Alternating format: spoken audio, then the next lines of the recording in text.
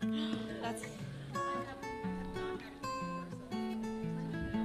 I went right back to my nails and the cleaning lady, and we did.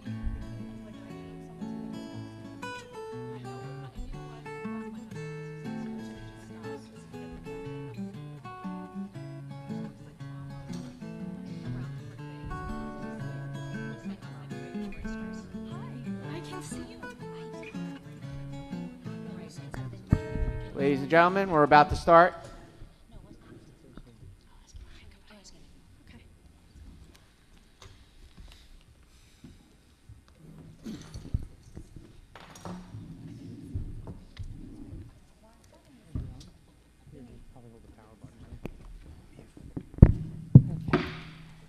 Welcome. Hope everyone is enjoying their summer. Too bad it's coming to a close, but let's take advantage of whatever we can. Welcome to the Marlboro Township Board of Education regular meeting. It is August 25th? 23rd, 2022, 7 p.m. I didn't change it from the last time. At Marlboro Memorial Middle School. Good evening, Vin. Can you call to order? Good evening, everybody. Good evening. Good evening. Mrs. Amster? Mrs. Branch? Here. Mr. Petruno? Yeah. Miss Piernick? Here. Mrs. Rosado? Here. Mrs. Shrem? Mrs. Salaci? Here. Mrs. Strafasi? Here. And Dr. Heller? Here. I will now read the Sunshine Law. Be advised that this meeting is being held in accordance with the Open Public Meetings Act, Chapter 231, PL 1975, Sunshine Law, and that adequate notice of the date, time, and agenda has been sent to the Asbury Park Press and the news transcript and has been posted and filed with the Marlboro Township Clerk. Copies have also been sent to each district school and other area newspapers in accordance with the law. I'm not going to read in full, but we'll bring your attention to statement of videotaping of public portion of Board of Education meetings, public comment statements, no smoking or vaping on school grounds. Can you please rise for the Pledge of Allegiance?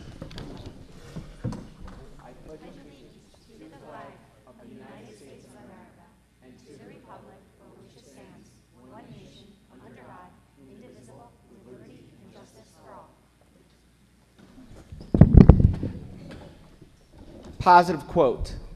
The best way to predict your future is to create it. Abraham Lincoln.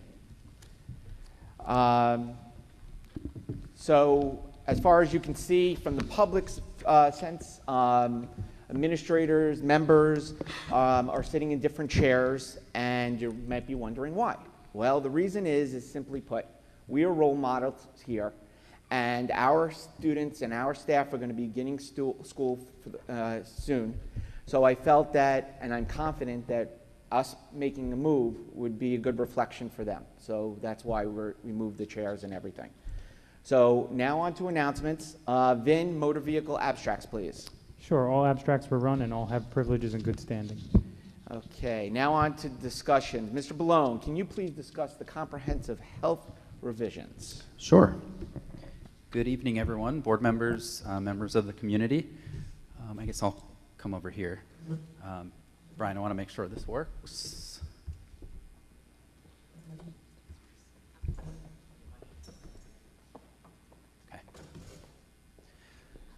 Okay, so you might recall back in April, I had presented what our plan was for this past summer with respect to revisions of the comprehensive health curriculum guides. So now that that work is finished, I'm proud to present what my team and the curriculum committee put together that will be put into play beginning in September when our students return. So just to sort of level set, why now? Why are we doing this now? And when I look on the New Jersey Department of Ed's website, it says the 2020 standards. This is 2022. That may seem confusing, especially to non-educators. So actually, back in 2020, the New Jersey Department of Ed updated their standards in many different subjects, and they have a very similar process that we have. They have a State Board of Education, They present their standards, they do their work, and then they go through board approval at the state level.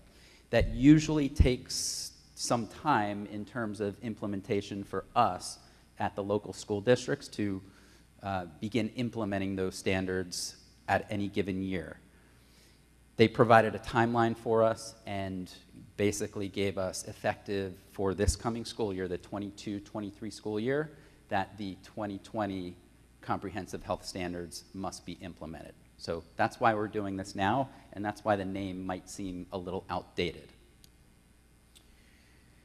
Again, I did mention this in April, but those of you who either forgot or weren't at that meeting or viewed it, the health standards are organized a little differently than your major standards like ELA or math.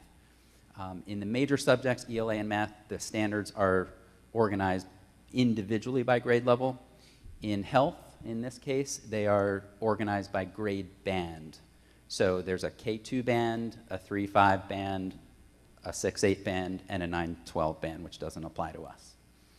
And that's important to understand because essentially what that means is when you're looking at, let's say, for example, K2, the standards are identical in K and 1 and 2, and the requirement is that those standards are at least taught by the end of the grade, of the highest grade level in the band. So all of the standards in K2 have to be taught by grade 2. We as a school district can choose where to teach those in K and 1 or 2, and so on and so forth. So just a little bit about our process in making these revisions.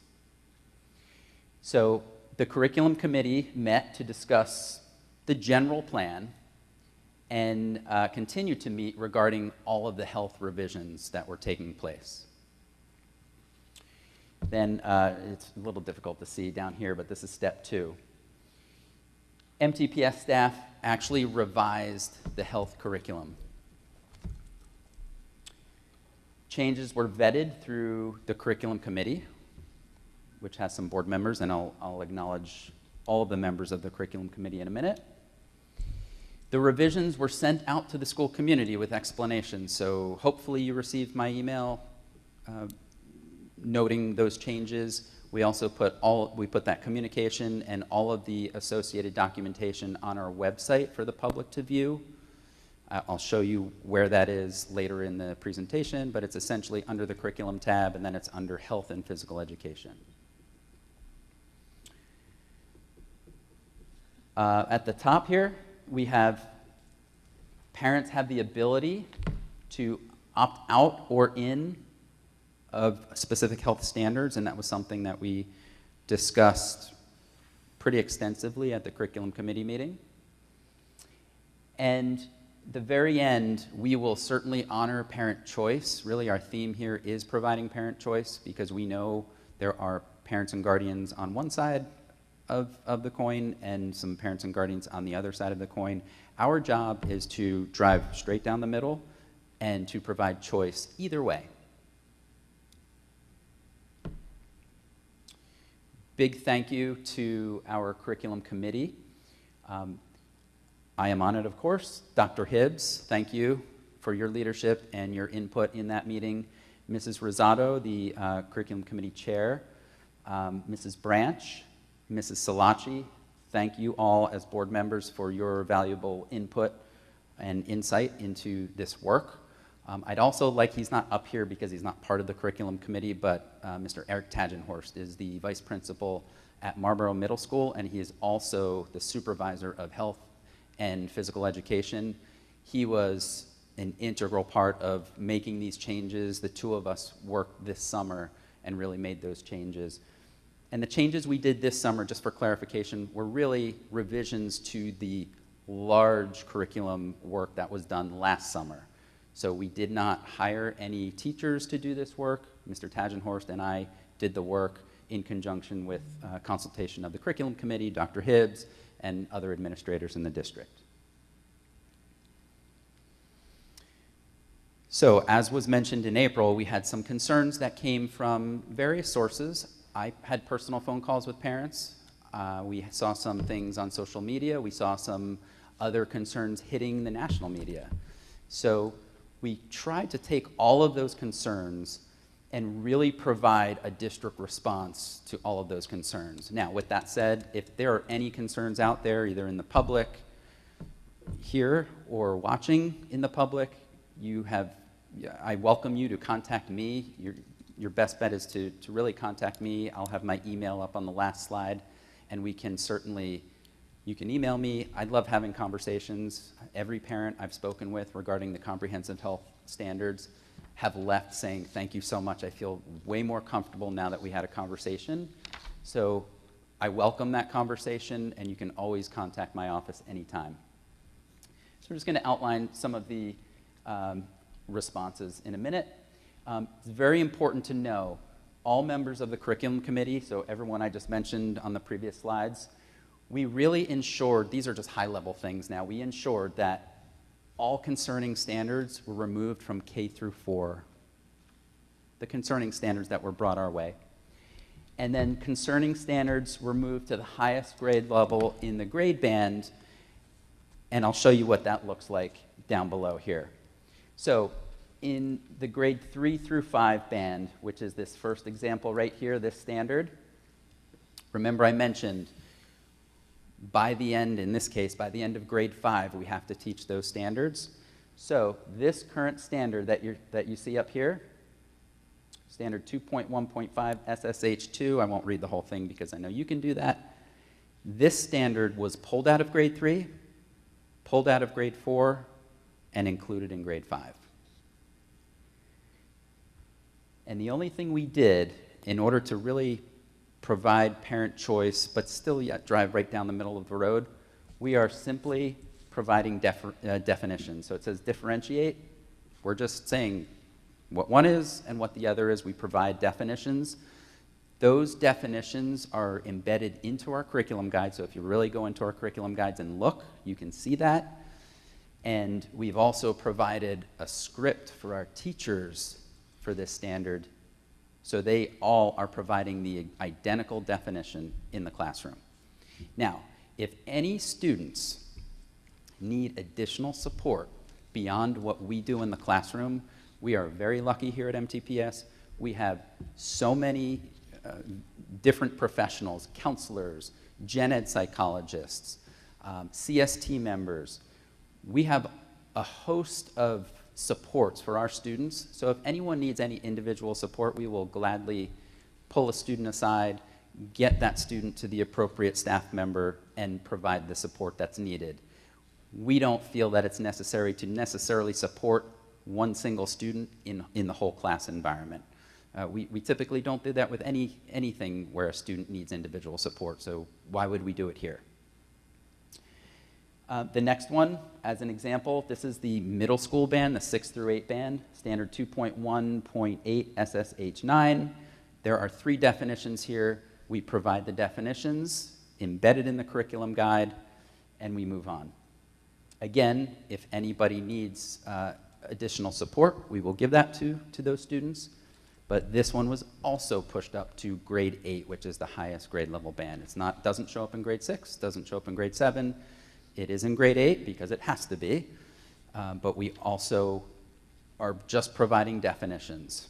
And of course, these fall into the concerning standards, so they will, parents will have the ability to opt out or in altogether. So here are the specific concerns. There should be an opt-out, opt-in provision for certain health standards. Well, I just told you there is, right? In the Genesis Parent Portal, which will be opening tomorrow. So we're going to open forms, the documentation for the beginning of the year sign-off forms. We're going to open that tomorrow for you. The first thing that will show up will be the concerning health standards if your child is in grades 5 through 8. In the Genesis Parent Portal, there's an opt-out, opt-in provision 5 through 8. Then you're going to, probably the next logical question is, why is it only 5 through 8? We strategically placed the concerning standards in the highest grade level of each band. However, then once we get to middle school, some of those standards repeat in 6th and 7th grade, and then obviously that one that we pushed to 8th grade. So we feel comfortable in saying that in grades 5 through 8, we're providing the opt-out in Genesis for parents to, or the opt-out or opt-in Genesis for parents to select. In grades K through 4, as I mentioned, there really is no need to do that. And I'll get to, there is an additional opt-out feature via our board policy, and I'll get to that in a little bit. Another concern, I reviewed the curriculum guides on the website, but I need assistance in understanding how they are structured. And I've had this question a few times. So if you look at the curriculum guides, they're organized basically in 3 columns. The first 2 columns are state mandated language. So those 2 columns we really can't change. They have to be in our guides when we are reviewed by the New Jersey Department of Education for compliance with teaching the standards. They look at things like that. The 3rd column, which is called classroom applications, is what it looks like here. So that's really important for you to understand. I have a concern that MTPS will teach grades K through students about the topics of sexual orientation and gender identity. This actually came up back in the spring when the national news had some of this information in it, and some school districts were, in my opinion, doing the wrong thing. They were teaching outside the standards, and they were teaching them to younger students. We're not doing that. There are 0 discussions of sexual orientation and gender identity in K through 2, period. After reviewing the standards in the K2 band, I noticed one standard that expects students to learn medically accurate names for body parts, including the genitals. That is true. That is a standard in K2. There's nothing we can really do about that language. That's the state standard language. However, we get to, under classroom applications, that 3rd column, we get to decide what that looks like. So, as a district, we decided to focus on particular body parts. I've provided that list of body parts for you in the curriculum guides, and none of those body parts are genitals. So in the K2 band, we just did not feel it was age appropriate to do that. So the way we interpret this, if you're going to be talking about the genitals, you have to use medically accurate terms. Well, we're not talking about the genitals. Here are the body parts. I provided the list for you. It's things like arms, elbows, hands. It's really all about personal hygiene and washing. So we felt at this grade band, we were not going to include the genitals, and we did not. Concern, MTPS will teach grades 3 through 5 students about the topics of sexual orientation and gender identity. There will be no discussions, here's our response, no discussions of sexual orientation, gender identity in grades 3 through 4. As mentioned, we moved this to the highest grade band, so that standard was moved to the grade 5 band and will also be listed as one of the concerning standards in the Genesis sign-off documentation. There are other concerning standards that are not listed in the Genesis parent portal. How do I opt my child out of these standards? So, as a parent or guardian, you may go through our health curriculum, or over time, maybe as typically those lessons happen closer to the springtime, we typically, our health teachers typically go out to parents and say, hey, we're going to be talking about these topics. If they are not listed, let's say there's a standard that is not listed in our Genesis sign-off that you still have an issue with, you have currently, and you have for many years, have had the right through policy 5250 to opt out. It's essentially called excusal of program. So you have the ability, in accordance with policy 5250, so policy 5250 essentially talks about sexual education, family life, health, and dissection of animals. You have the ability through policy 5250 to opt out of any standards related to those topics. So just know you have that ability even if we haven't identified a standard that is concerning to you. I heard there are other ways the district is able to infuse concerning standards into other subjects that do not qualify under the opt-out provisions of 5250. So something like in ELA, right? ELA does not fall under policy 5250. I heard MTPS, maybe not will, but could, sort of sprinkle these in there or slide them in, and then we'll have no say. Just know we don't do that. We're not going to be doing that. So that's not something we do. I can't speak for other school districts. That is not something we are going to be doing or have done. I'm concerned that teachers may go above and beyond despite the parameters set by the district.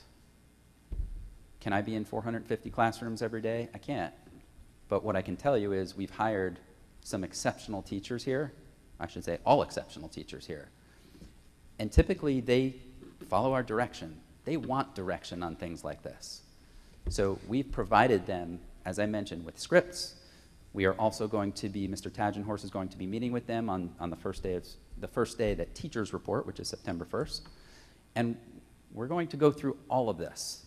So they have the tools that we've given to them. They're not going to go off script. And quite honestly, if there is an issue, it will come back to us and we deal with it. But I don't foresee that happening because our teachers are well-versed in teaching this content, and we hire the best of the best. So they really do the right thing. I heard the district will be covering some of the standards with definitions only. Where can I find these definitions? I'll actually show you where. Right there, that's our a screenshot of our website. I like hovering over curriculum. If you click on it, it kind of, the website operates a little differently sometimes. So if you hover over curriculum, it'll bring up this menu in the center right here. And then health, that says health and physical education. I don't know if you can see that, but that red arrow, if you click on that, you will see all of the resources that I'm talking about. And after tonight, this presentation will also be found there as well. So you can refer to it later. Just want to give them time to take a picture. Got it? Okay.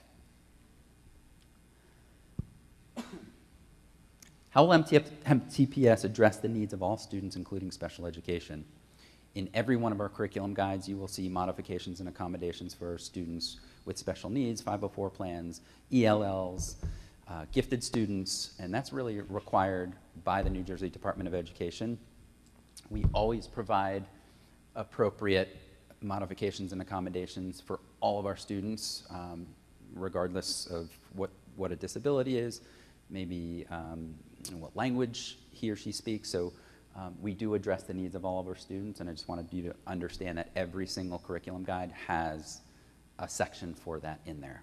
If you have anything specifically related to your child, certainly reach out to the teacher. If it's a special ed child, case manager, special ed teacher, we're here to help you. Just, that could be a wide array of different questions that you might have. How will MTPS address parents, guardians who do not select an option in Genesis? So Genesis tomorrow will go live around 4 o'clock. If you do not choose, you're going to get a phone call because we need you to choose. We need you to either opt out or opt in of the concerning standards that we have listed. And there aren't that many, and it's only in grades 5 through 8. So please make a selection. And if you need help making the selection, you can certainly contact us. You can contact my office, and we can help you through that. But you must make a selection. So if you have a child in grades 5 through 8, you must make a selection, opt out or opt in for essentially 3 standards, depending on your grade level.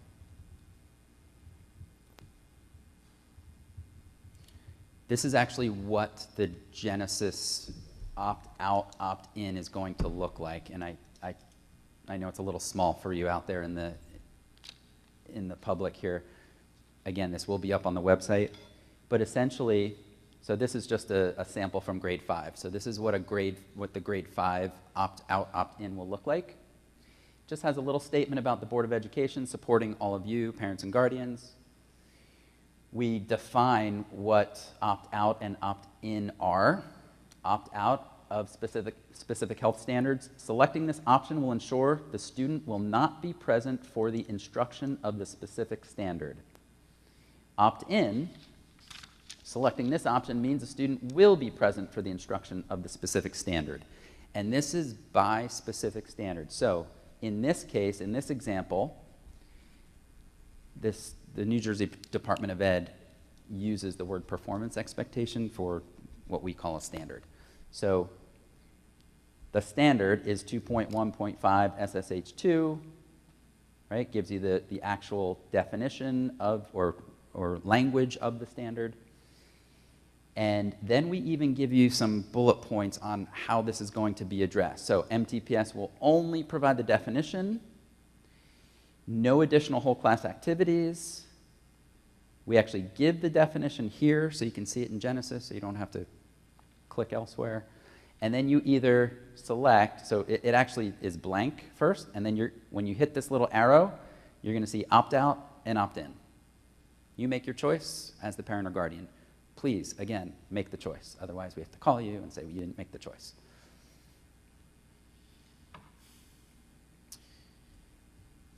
If there's a burning question or something comes to you when you leave here, or you just simply want additional information that you would like a little more attention, we have a Zoom webinar tomorrow night. So I'm going to get on at 7 p.m. A link will be sent out to you, and you'll have the ability to type questions into the chat, and I will answer your questions. Don't be shocked if you answer a question that may be very specific to you, to your child. I may say something like, Dr. Hibbs, that's a question, really an individual question related to your child. I will contact you within 24 hours, something like that. I don't want you to think we're skipping over your question, but I will acknowledge that you put a question in, and I'll either answer it in the moment, or I might have to get back to you if I have to gather information, or if it's something that's very specific to you. But I will be addressing every question or comment that comes into the chat. And board members, that's all I have for you. Does anyone have any questions for me? Mrs. Rosado. Hello, thank you very much, Michael. I had several questions.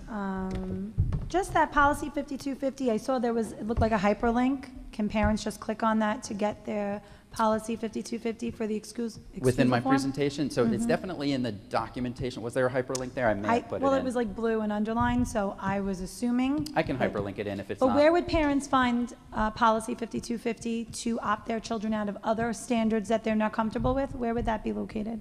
Sure. So if you go to our district website, hover, again, I like to hover instead of click, hover over Board of Education, and then I think it's about halfway down the page, it says Board Policies. I'm sorry? Yeah, well, I was going to mention that. So you click on Board Policies, and then depending on how large your screen is, sometimes you really have to scroll all the way to the bottom right.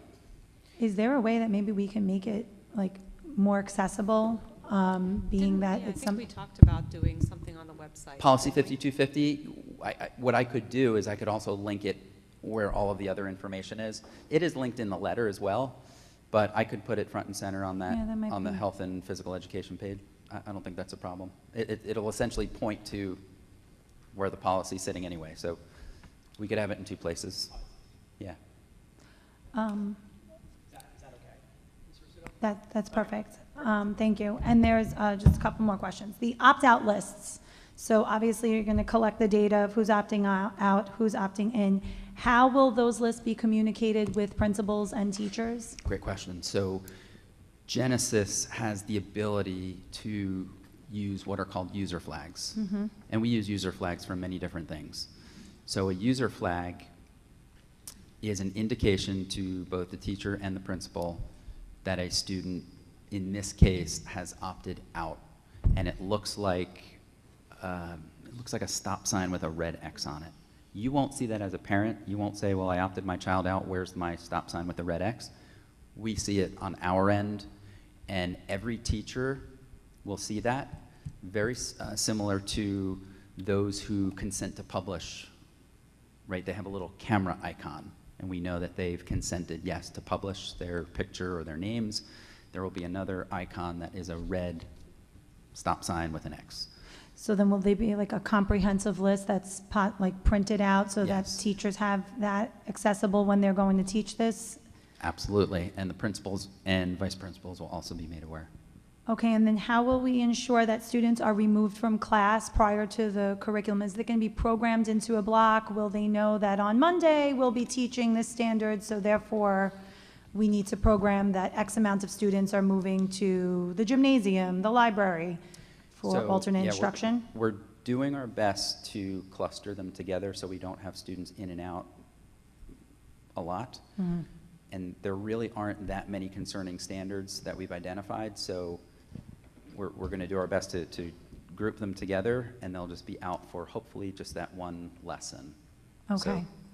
that's not going to be an issue. Okay, that was it. Thank you very much. You're welcome. Any- I took down all those notes, and we'll add that to the slideshow for tomorrow. Yeah, those were good questions, so I asked for that. So, anybody else have any questions? Yeah, Aldo? yeah. So, what happens if no response is given in Genesis and you reach out? You said you're gonna call? You'll call parents? Okay, so if you can't get a hold of someone and you haven't gotten a response, what do you do come the time of class? So generally speaking, so that locks student schedules. You will not be able to access your child's schedule unless you go through all of the documentation. Part of the documentation in the beginning of the year now is to sign off on the health standards. So if a parent just doesn't do that, there will be no release of student schedule and the child will not know where to go. Or bus. Or bus. So that doesn't typically happen before we start school. People But are. what if it did? We make contact with the parent. And we're not teaching the standards on the day one, so we have No. time to figure that out, right? I mean, we're talking, this kind of stuff would happen more. I mean, you could suppose, what if a Yeah, like parent I'm, like, didn't what sign what off? if, what happens, what happens if you don't have a response? What if a kid moves in mid-year and parents didn't know about it? Like, what happens on the day of learning if you don't have a response, yes or no? What's the default answer? What do you go to? You go to the building principal and make sure that they make contact with the parent. That's what we do. So typically those standards are covered in the spring. So, if a student moves in the day before the standard is taught, we'll make contact with that parent. Anytime a new student comes in, they have to sign off on the documentation anyway. So we would make contact with that parent prior to that student being exposed. This was a similar question that I had asked you, and then we said that because it's a state standard and it's mandated by New Jersey State, that they would be opted in automatically because we couldn't have a default to automatically opt students out, right? So that was a little different. So let's say, for example, a parent said, I saw the documentation sign off, I'm just not doing it. So we would say, okay, so you've acknowledged that you saw that the opt-out, opt-in provisions, but you just don't want to do it, you don't want to provide an answer. Then at that point, we would say, well, we don't have your answer, so we have to just assume that you're opting in because Did you say opting in? I did. Okay. Because under New Jersey statute, there is no statute that allows us to automatically opt someone out. A parent actually has to actively do that under policy 5250. And that ties directly to New Jersey statute as well. Correct. Is that our legal obligation? Well, if it's a standard that we have to teach, we have to teach it. If they acknowledge they've seen it and they choose to not give an answer, then legally, would they have to be taught the standard? Right, we take that as an Okay. opt-in, Right. so. just By like any default. other- Just like any other I standard. mean, I can't imagine that I know parents are really engaged, so I can't imagine someone's not going to want to know their kid's schedule or bus schedule and just yeah. actively not provide an answer. What is your concern exactly?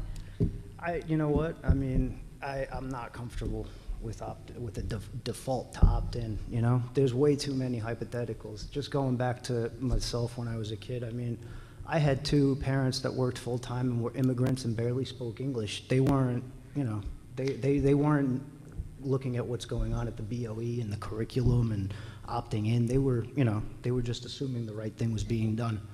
I can just say, though, that the way that the Genesis allows us, and I'm sorry, Michael, if I'm talking over, feel free to jump in after I say this, but it's blank. So there's not an implied, we're just opting you in, you have to opt Right, out. yeah, So you're it's not your even telling choice. them. So if you don't want, well, that's okay. I mean, I'm just, Yeah, I think well, that's a yeah, point please. without distinction personally, So, but in order for the child in middle school to get their schedule, or even their buses in elementary school, they need to opt in or out, or they won't even know their bus, they won't know what homeroom classroom they have. Right. So they have to opt in or out in order to get that information. So if they don't get it on their first day of school, and the parents drive them and drop them off, then they go to the office and they're like, I don't have my schedule. And they're like, well, your parents need to. Yeah, And but then essentially, at that point, they're already opted in, though. but the office No, can that's not call. the case. If you don't do No, no, no. anything, you're No, no, opted in, right? No, that's not what we said. That's not what you said. So That's if I not do what was nothing, said. you're No, not. there's a phone call, there's a talk to the parent. Listen, The don't. parent, I'm Let confused. me jump in. That's just not, it's not what's going to happen. What's going to happen here is that, and I'm sure everybody in this room, if I ask you to stand up, if you're going to choose, people are going to stand up. These standards will not be taught at all in anywhere near the fall or the winter. They're going to be in the springtime. So there is absolutely no way that we are going to have a laundry list of parents that I mean, just stop for a second and think about that. And I think we have to remove ourselves from a side and really think about parent choice. That would mean that if I couldn't get a hold of someone till September, the child wouldn't have a schedule or a bus stop. That is not something a parent or guardian would typically do.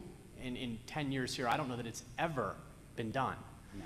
The simple reality is that 18A 35 4.7 is not opt-in to instruction. The statute specifically says excusal from class or program. So what we will go above and beyond to do is to make a personal phone call to anyone that is not responsive in Genesis. And in our experience, that is absolutely not the norm in any way, shape, or form.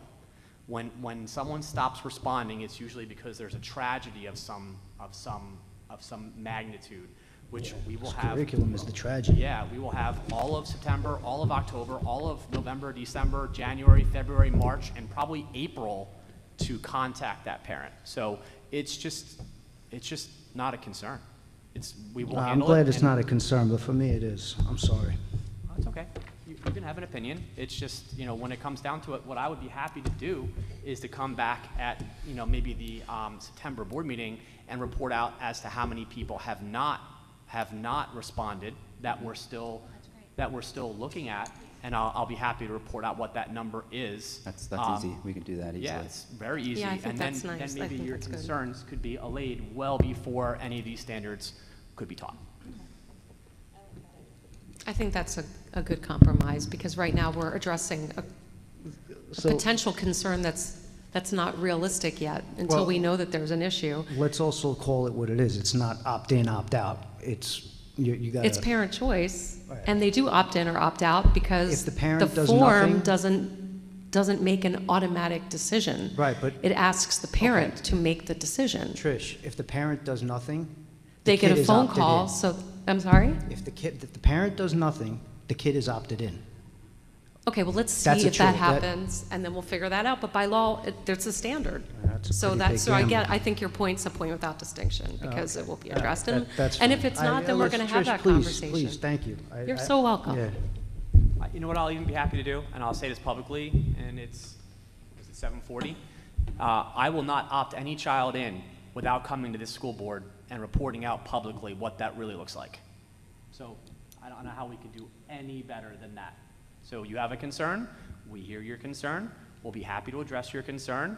If we are wrong, we'll come back and maybe revise our stance on things. And if we don't have, parents that are MIA, then really it won't be an actual reality. Thank you. It is about parental choice, and I'm glad that the committee was able to put this together with the administration, and thank you very much for the committee and for the parents. To the parents, committee, and Mr. Balone and Dr. Hibbs. Great Okay. job, Mr. Bloom. Thank you.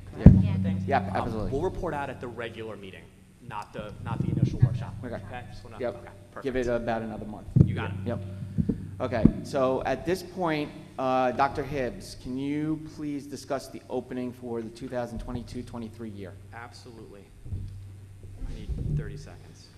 I want to memorialize what I said. Yep.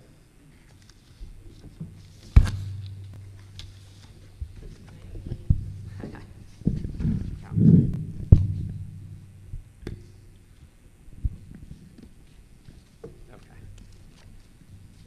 Okay, here we go. Hi, everybody. Can you hear me okay? Okay. So I'm going to report out on just some high-level things that we have been working very hard to make come to be during the summer. It's been very hard over the last 3 years with anything buildings and grounds. As you know, it's really super hard to get all kinds of materials. Honestly, we had hoped that air conditioning would have been already completed. Everything is unfortunately on back order. As far as air conditioning goes, we are looking for a spring operation of air conditioning. Then I think it's November/December, right, for Yeah, so main parts? they did most of their work in June and July, and they're just waiting on the condensers and all of the split units to come in, and that's about November. Thanks, Vin. And I'm Is the wiring in for it? Everything is done, except they just need the units. Okay. So that's really air conditioning. For those of you that don't know, we had a massive flood at MMS. We had 21 classrooms that were flooded due to a freezing coil. It was actually putting out, I think the number was about 500 gallons a minute, which was just staggering.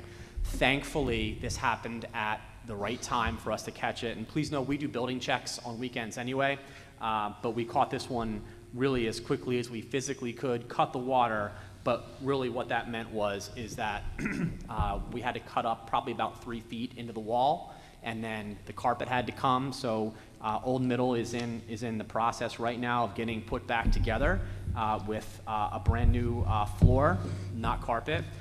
The walls are all done. We took advantage of repainting the entire wing, including the hallway, the cove base. So we're looking to be all ready to go for September. Right, Ben? Yep, they have two rooms left. Oh, good. Yeah, so they moved very fast. We had remediation in there with almost within hours, right? The same, I think it was later, I think it was at the end of the first day, but they were mobilized the second day. Vin, was that covered under the insurance? Yeah. Mhm. Okay. As far as Morganville goes, our Morganville is our school on Route 79. You might have passed it here, depending on the direction in which you come. That is progressing nicely. The floors are being done right now. Phones are going in next week with Altice. Then we need to do a final cleanup and some outside work. And Morganville property will be our buildings and grounds hub, which we have never had in this district. For those of you that don't know, that building was left for a very long time to really just sit. It needed a remediation and some love, and it's got great bones. We were shocked to find that in the remediation, there's actually brick inside the wall, which is just, it's got good bones. Will there be signage for? Yeah, it'll be signed right out front. Okay. Yeah, absolutely. We did a ton of electrical work. We did some split units put in. Generators were put in at both Memorial and Old Middle. As far as our roofing projects are going, Vin, you want to take a second and just talk about the roofing projects? Sure, so Defino and Dugan are finished, they're all wrapped up. That was somewhat of a delay, because if you remember, that started last summer, and they finished up Dugan right before the end of the school year. We did Robertsville. Robertsville is still on schedule to be done for September 1st, so all that would be remaining is the punch list items. And then that will complete all of the roofing in the district.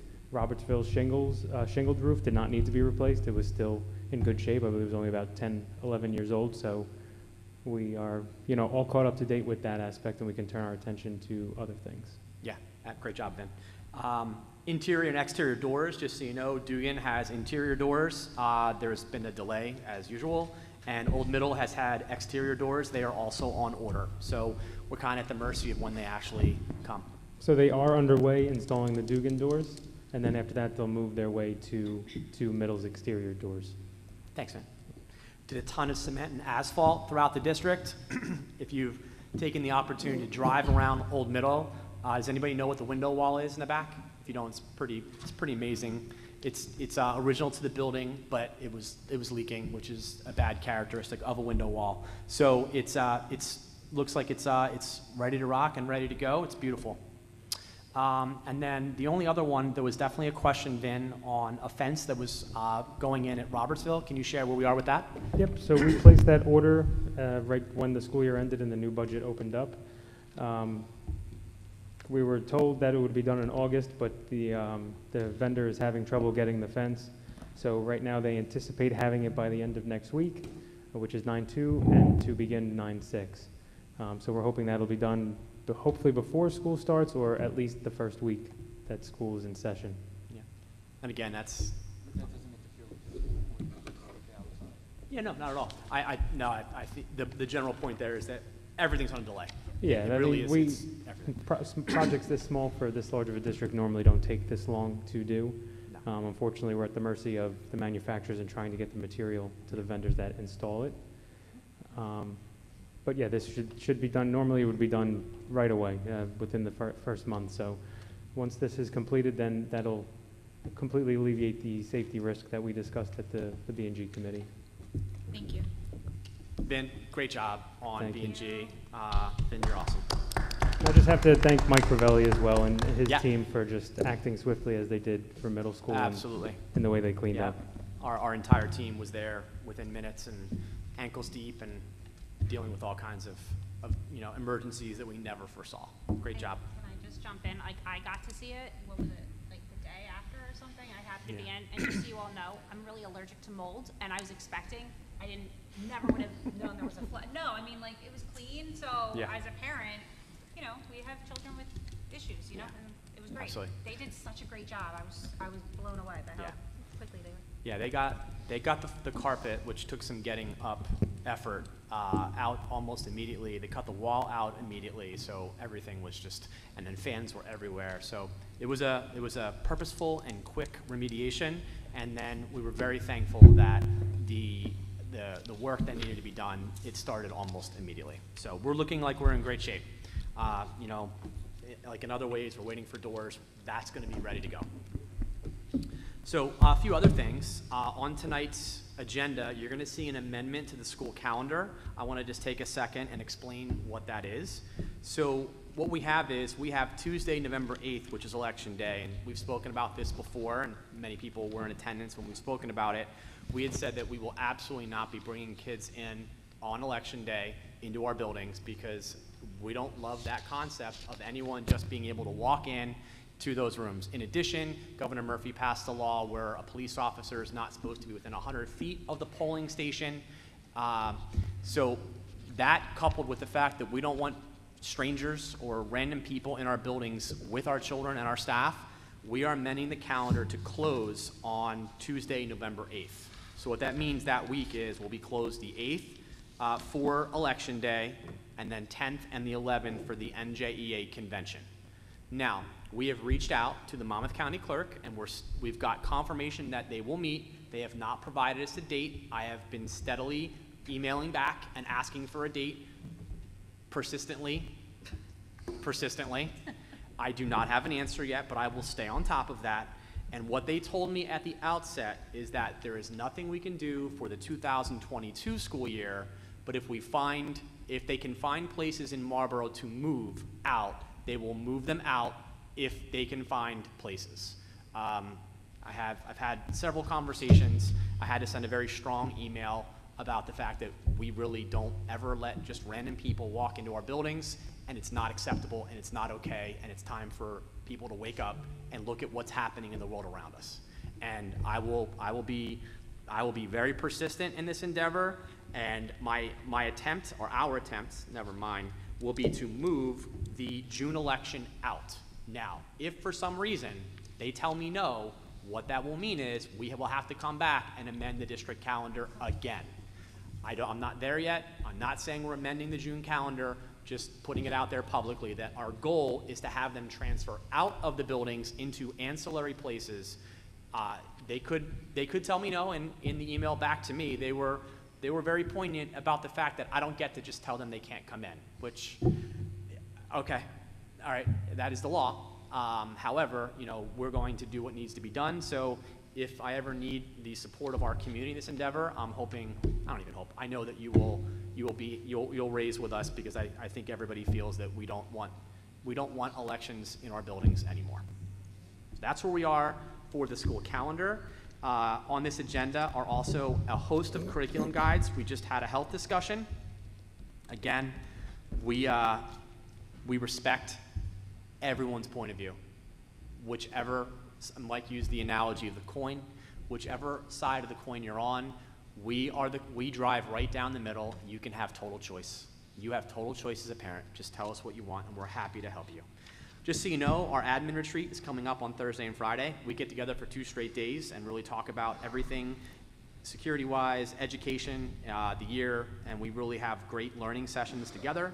Staff first days, we're excited, are September 1st and September 2nd. We're going to welcome our students back on 9/6. We're excited for that. Mike absolutely told me not to say or mention the word COVID. I'm going to do it anyway. We are happy to have 0 COVID-related protocols that we're putting in, and we're looking for an absolutely fantastic year. Okay, he's going to yell at me later on for that. And if all of a sudden there's an outbreak, please don't throw things. I scar easily.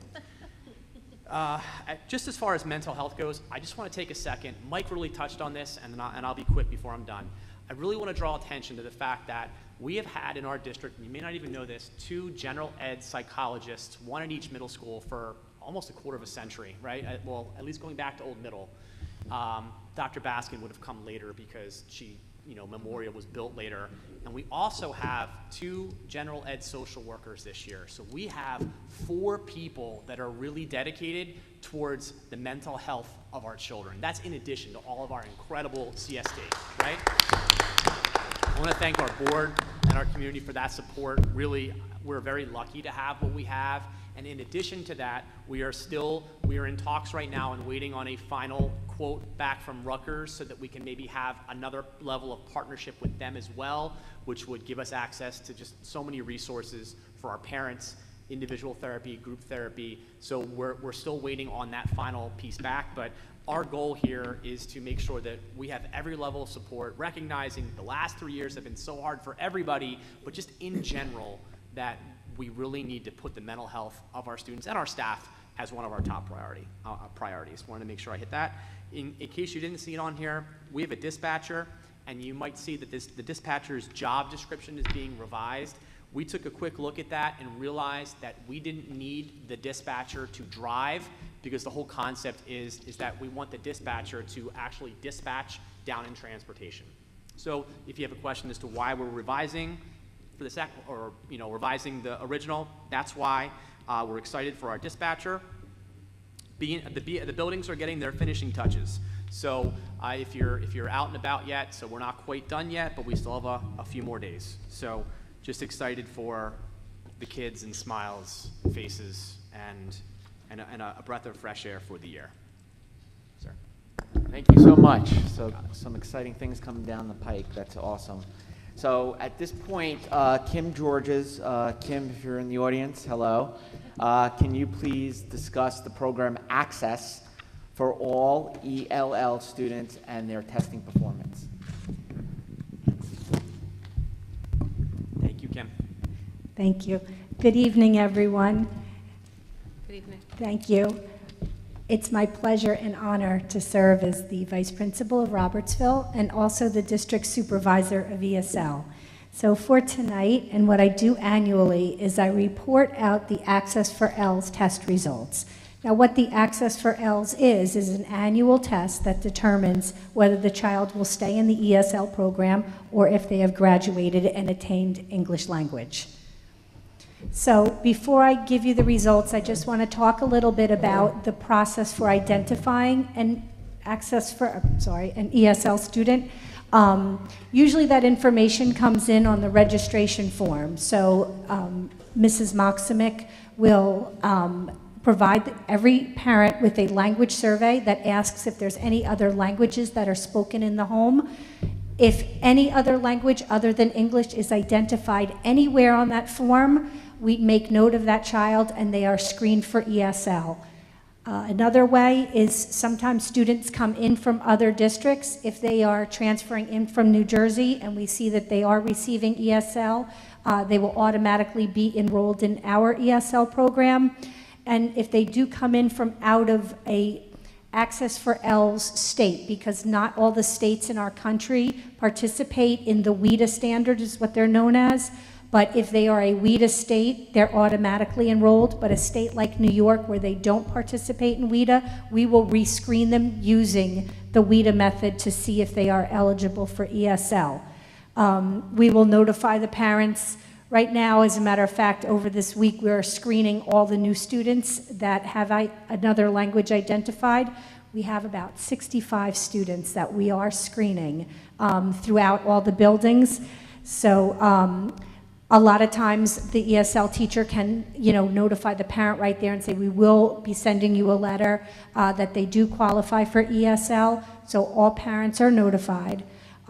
They do have the right to opt out of ESL. So if they don't want to be in ESL, they do have the right to refuse services. They just don't have the right to not be screened. Like, we want to make sure that we get all the students who are eligible for ESL enrolled in the program, but of course parents do have the right to opt out. So about our ESL program. It's aligned to the New Jersey Student Learning Standards and the WIDA standards. The WIDA standards are guided by these can-do descriptors, as well as the English Language Development Standards. It's aligned to our MTPS content area curriculum guides in ELA, Social Studies, Science, and Math. Now, for the students in grades K through 5, the state minimum is 30 minutes of ESL instruction every day. And for students in 6 through 8, the ELA classes, as well as an extra period of general support. So if you're a 6th grade student at Memorial, you'll be in ESL 6, and you will also get an extra period. Why we try to put that extra period in there is because it's a lot harder for a middle school student to acquire English, and we want to give them as much support as we can prior to them going off to the high school. So every year, as I said, we test using the Access for ELS. Any student who is found eligible in the beginning, even though they refuse, we still do test them just to kind of see where their level is. The students are tested in 4 domains. It's reading, speaking, listening, and writing. So at the beginning of last year, the 21-22 school year, 146 students throughout the district were identified as ELL. Of those 146, 125 were enrolled in a program. 21 did not receive instruction as services were declined, and 16 students refused to take the Access for ELS test. All of the testing was done in the building in person. So our results: 90 students will continue to receive ESL services for this upcoming 22-23 school year. 24 students have attained proficiency and have exited out, or like to say graduated from ESL. 3 of the 3 grade 8 students will continue ESL at Colts Neck High School. 8 have moved out of the district. Of the 21 declined students, 14 are still eligible and 7 have attained proficiency and are no longer eligible. So the testing results, it's on a scale of 1 through 6. So 1 would basically be somebody who's just entered into the country and the child speaks very, little to no English. Of those students, 8 received a 1 on the test. Our emerging, that's like a level 2 kind of a student where they might have some language, 16. Of the next category is number 3, that's developing. We had 50 students fall within that category score, and 4, the expanding, 46. So that's interesting, because in that 4 category, at a 4.5 is what an ESL student will exit out. So 46 fell into that. The bridging category, which anybody are a 5 or a 6 does exit. So as you could see between those two, we had 10 students. So the language progression. What we typically see is that it is consistent with the goals of the ELL program. Typically, an ESL student will spend 3 years in the program if they enter in grade K or grade 1. We typically will exit them out by grade 4. 7 of our students that are currently enrolled in the program, though, however, have been in the program for more than 3 years. And of our 21 declined students, 7 are still eligible for services after 3 years of being identified. So our ESL across the district. Now, as I said in the beginning, we are still in the process of screening. We have about 60 students that we're currently screening right now, so I can't give you exact numbers. But as you can see, I have each of the buildings listed, and at the top is their grade span of what grade they're in. The concentration of our ESL is in grades 1 and 2. So in grade 1, we currently have 23 students. In grade 2, we currently have 26. These numbers will definitely change by next week. And as a note, while we wait so long, is that many years ago, we started screening in like April and May. We would bring all the kids in. We were so happy that we were screening nice and early, and we know who they're going to be.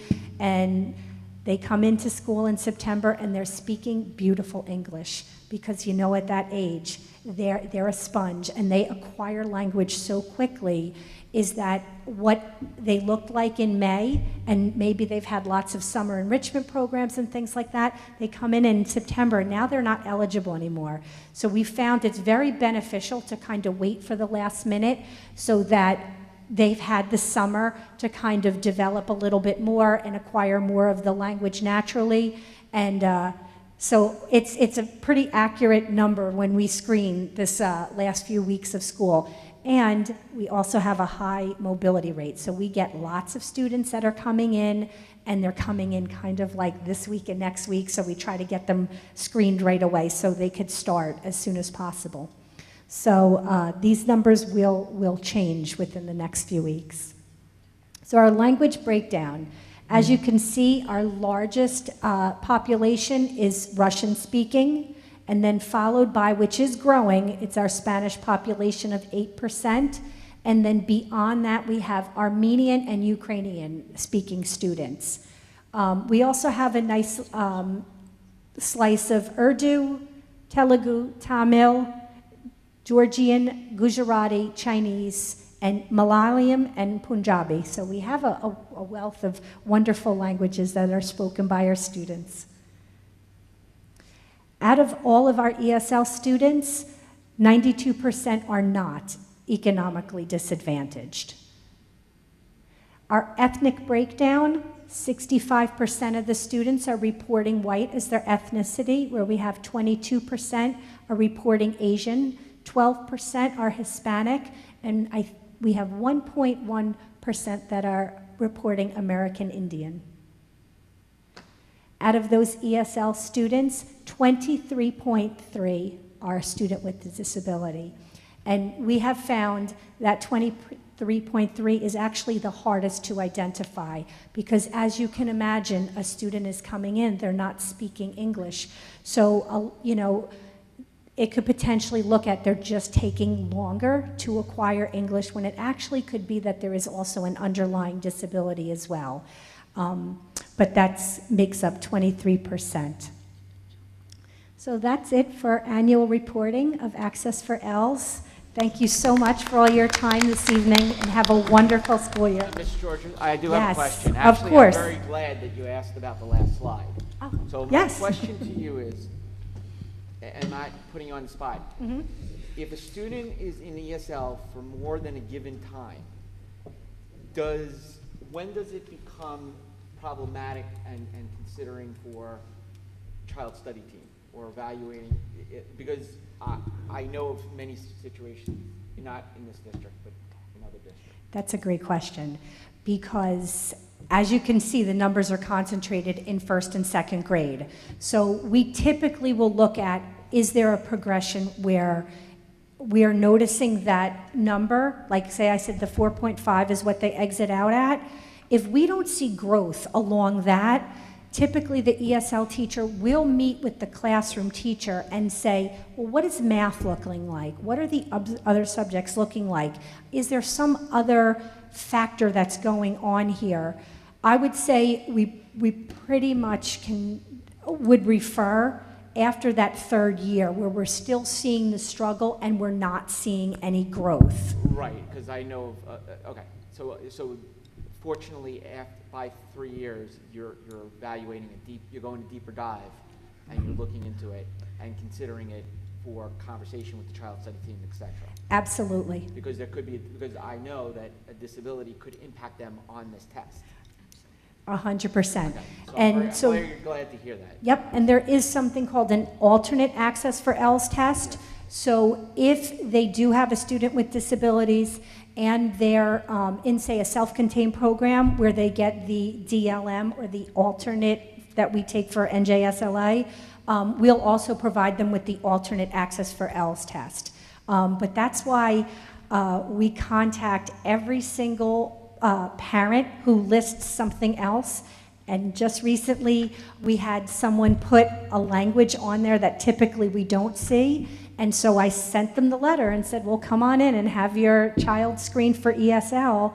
And she says, but I'm teaching this at home. It's just, they're just trying to learn at their leisure. Okay. But that's how we're really trying to make sure, because we don't want the opposite to happen either, that all of a sudden the student is struggling and the parent maybe felt ashamed and they didn't want to report that another language was spoken at home.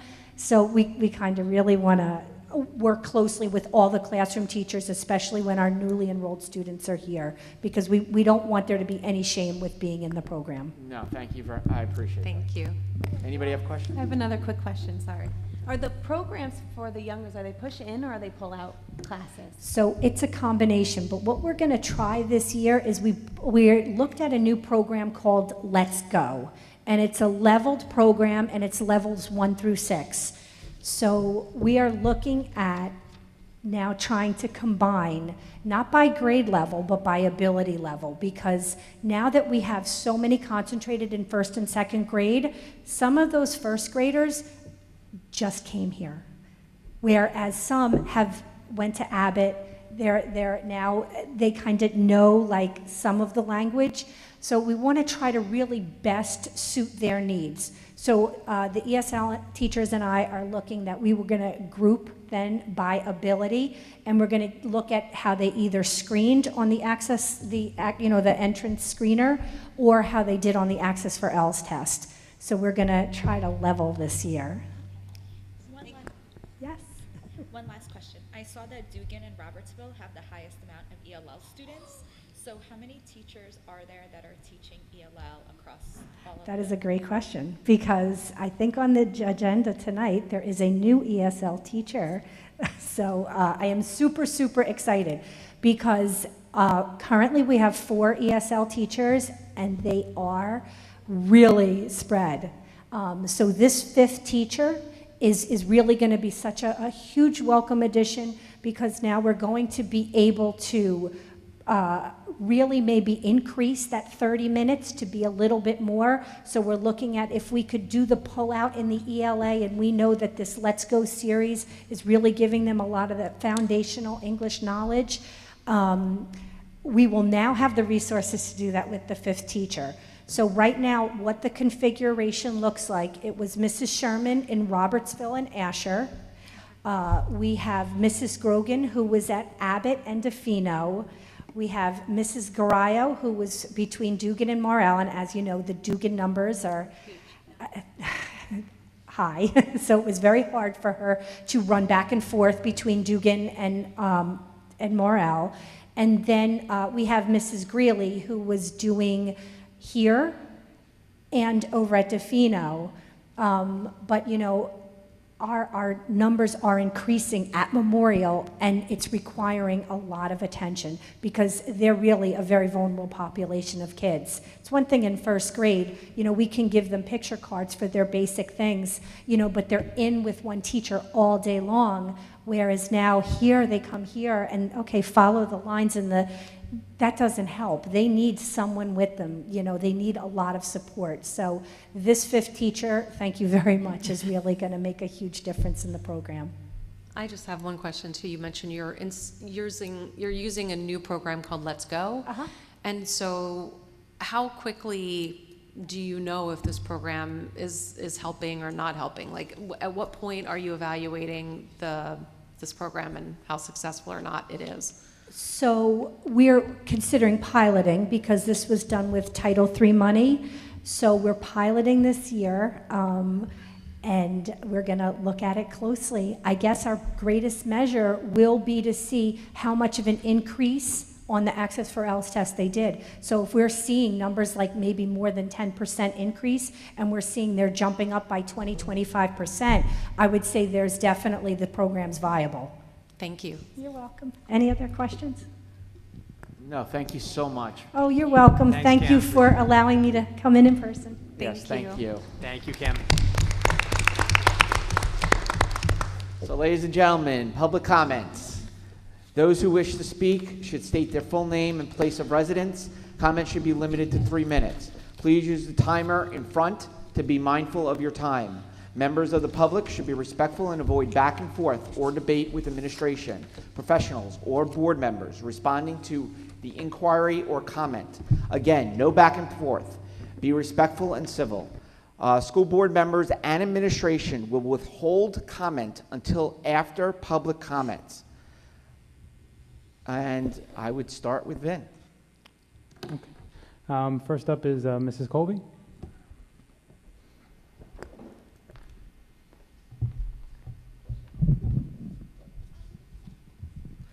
Good evening, Angela Colby, Marlboro Township. I just have a comment and a question as a parent, not related to anything related to CPAG or any PTO member that I'm involved in. Last year, there was some issues related to school supplies. We've recently heard that there have been some issues with building doors and grounds. At the administration meeting that you have coming up, I would like to request that all of the principals and the case managers and the teachers go through the classrooms and look at the desks and make sure that the students have nameplates at all of their areas that they work at, each of the classrooms. My daughter last year has more than one classroom. Her secondary class, she did not have a name tag for about 3 months because of the supply issue. So I would like to request to make sure that all of the principals are going through, walking through those classrooms, that all of the kids feel included with the rest of the kids. The other question I have is, at the end of last year, there were some testing, end of the year school testing that was done, and I just wanted to know when those results are going to be available for parents to look at and how we will be getting those results. Thank you. Thank you very much. Vin? Sure, next up is Mrs. Jankowski.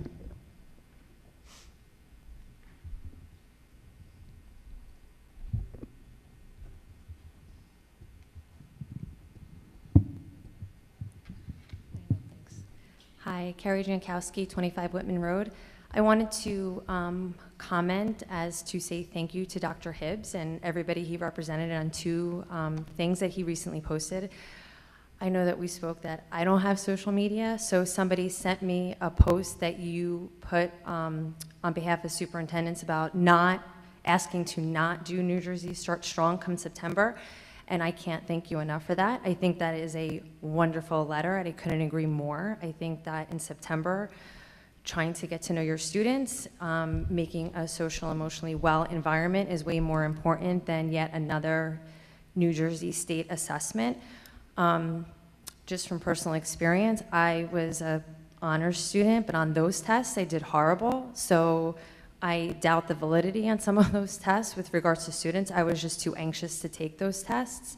So I think that you're right, and your time is better spent than taking anywhere from 2 to 5 days testing children at the start of the school year. So I appreciate that letter. And when it was sent to me, your comment advocating for teachers who have to COVID test.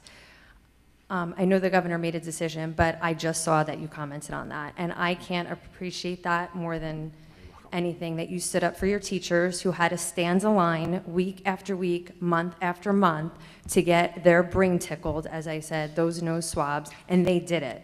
Every week, these teachers, I don't think many understood what it takes to do that every week, and that is to show up for these children every day. They did that. So I appreciate that you recognize them, that you did it publicly, and I can't thank all those teachers, you know who you are, that you came and tested so you can be here for our children, and everything you went through to do that. So I appreciate you doing that very much. Thanks, Gary. Thank you so much. Vin? Sure, next up is Mrs. Seward. Annette Seward, 18 Nashua Drive, Marlboro. I just had a few questions regarding the discussion tonight. You say there will be no discussion in the K through 12 curriculum. How can we regulate the verbiage in their classwork that may normalize gender-sensitive situations? How will the opt-out read? Opt out of all health curriculum? And will we have to complete the opt-out form if we do opt out, or is the toggle opt-out the assumed form has been completed? I know in the past you had to file an actual physical form to opt out of 5250. Annette, can you go slower for me? I'm sorry, it's a New York thing. I'm sorry. I don't even realize I want it. to be able to get it. You're so fast, I can't even write. 3 minutes. Can you go Pause for the the top? clock. Go for the top for me. Number 1. Okay, I'll go to the top. In the K through 2 Yep. curriculum discussion, we are not discussing anything at all, period. I understand that. But the verbiage in some of the classwork, in the word problems or in the paragraphs, like how will we be sure that there'll be no gender-sensitive situations outside of the health lessons? Got it.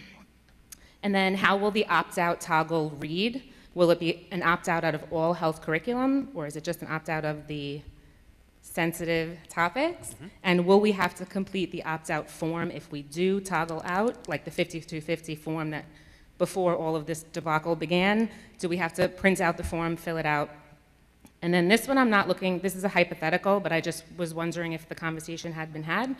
If there's an overwhelming amount, or I guess that's what we could see once the results are in, if there are just a select few amount of students that are opting out of the health curriculum, middle school is tough enough socially, so I was wondering if there was a way to not single out the children that have families who have opted them out of the health curriculum, similar to being sensitive to the children that continued to wear masks. Will this conversation be had, that there's nothing wrong with the students that are leaving the room, that they don't have to be singled out for like the weird ones that aren't learning what everyone else is learning?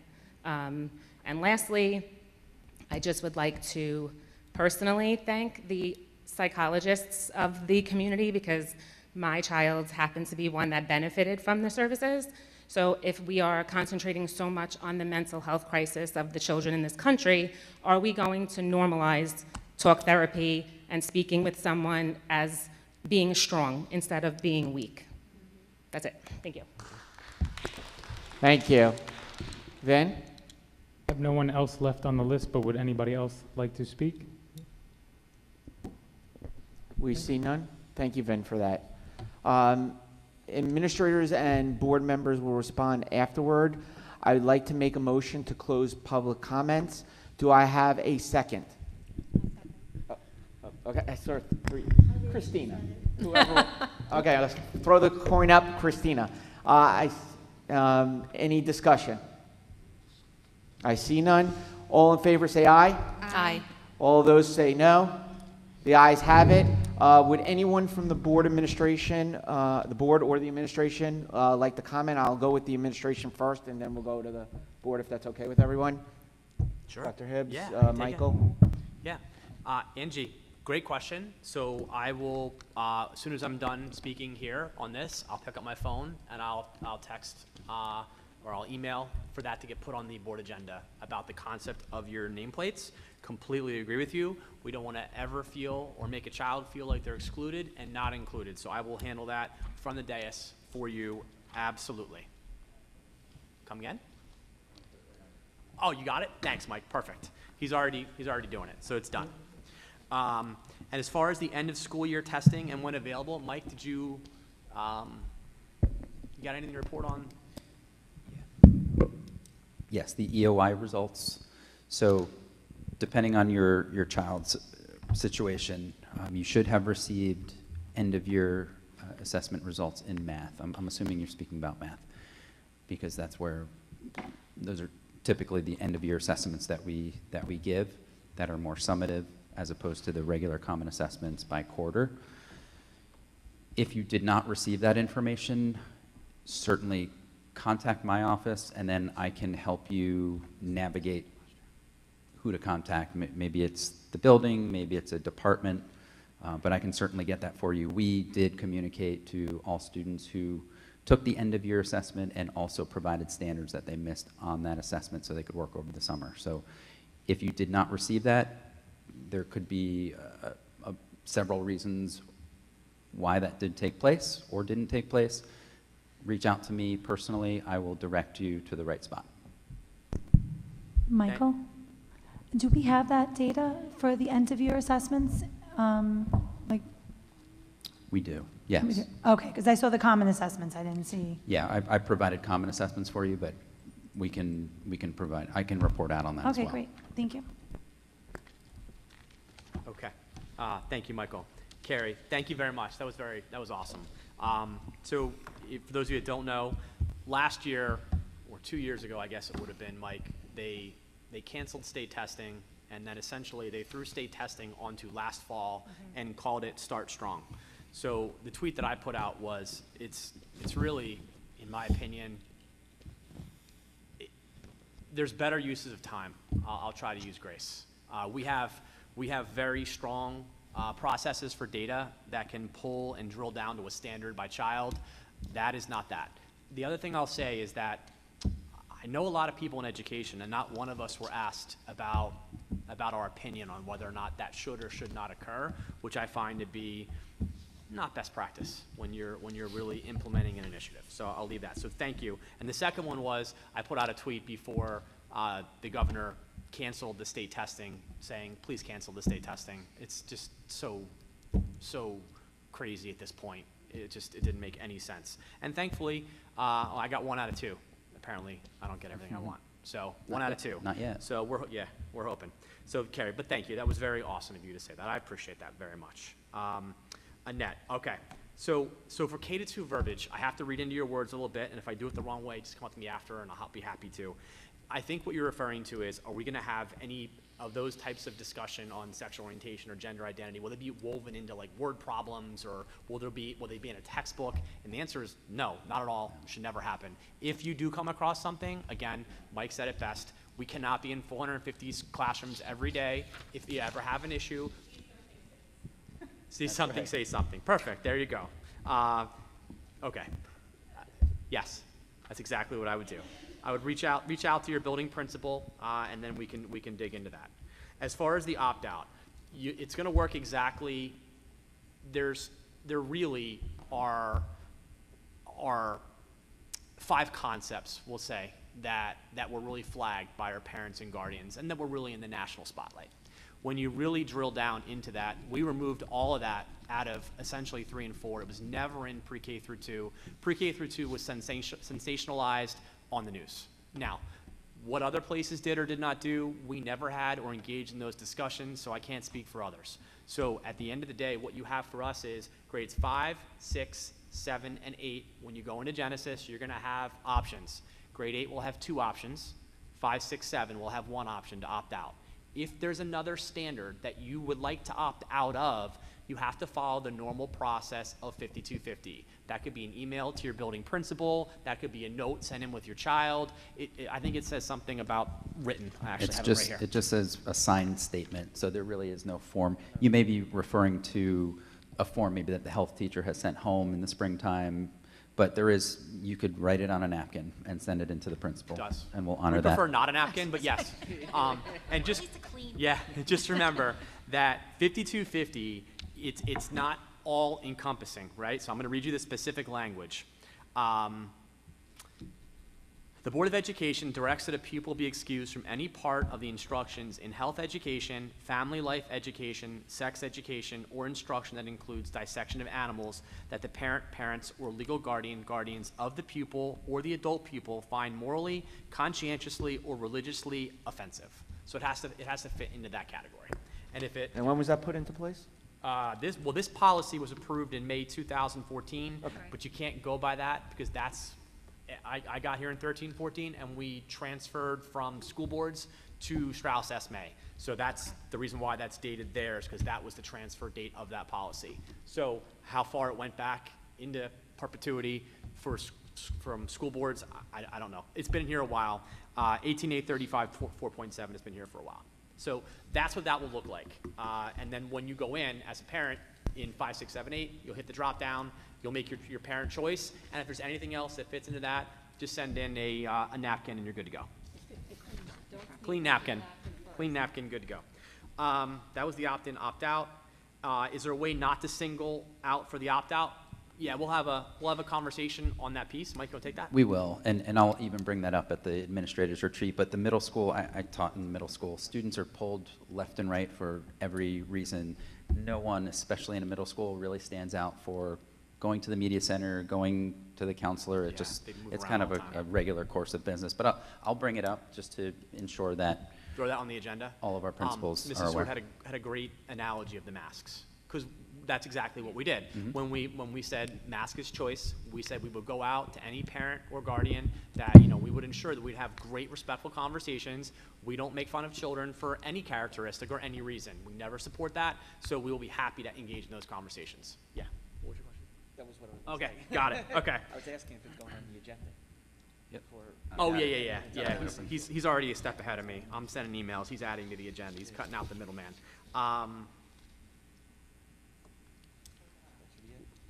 The mental health. Oh, strong. Sorry, I put it in a different spot. I ran out of room. Strong versus weak. We completely agree with you.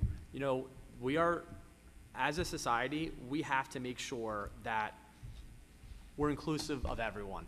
And I think that's the best way. We have to be kind to everyone and show grace to everyone, regardless of what beliefs are left or right. At the end of the day, that's really important. And, despite what disagreements we may have, and I don't mean me, what all of us have as human beings, we try to stay unilaterally focused on really just trying to do what's best for our children, period. And if we can do better, we always try to do better. So I think it's important to acknowledge that each and every one of us, we have to all make commitments in our lives to make sure that we're not putting anyone into a space where they feel belittled or put down for any choice that they make, because we all have choices and we all need to be respected as human beings. So I couldn't agree with your strong versus weak comment anymore. Would any board member like to speak? Okay, I see none, so what we're going to be doing is moving on to communications. Dr. Hibbs, communications, please. I think I communicated enough. I know, so you're done. Okay, Dr. Hibbs, harassment, intimidation, bullying, HIB report for July 21st to August 17th, 2022. I'm happy to report that no one was bullied while students were not here. That is fantastic. Meeting dates, Tuesday, September 13th, 2022, regular meeting, and Tuesday, September 20th, 2022. Christina, can you please read approval of minutes resolution? Be it resolved that the minutes of the following meetings be approved as submitted. May 3rd, 2022, special meeting. I so move. Do I have a second? Second. Jessica, do I have any discussion? I see none. Vin, roll call, please. Sure. Mrs. Salaci? Yes. Mrs. Strafasi? Yes. Mrs. Branch? Yes. Mr. Petruno? Yes. Ms. Piernick? Yes. Mrs. Rosado? Yes. Page 4. And Dr. Heller? Yes. Vin, we're going to combine it all. Secretary Business Report, monthly certification, and payroll certification, please.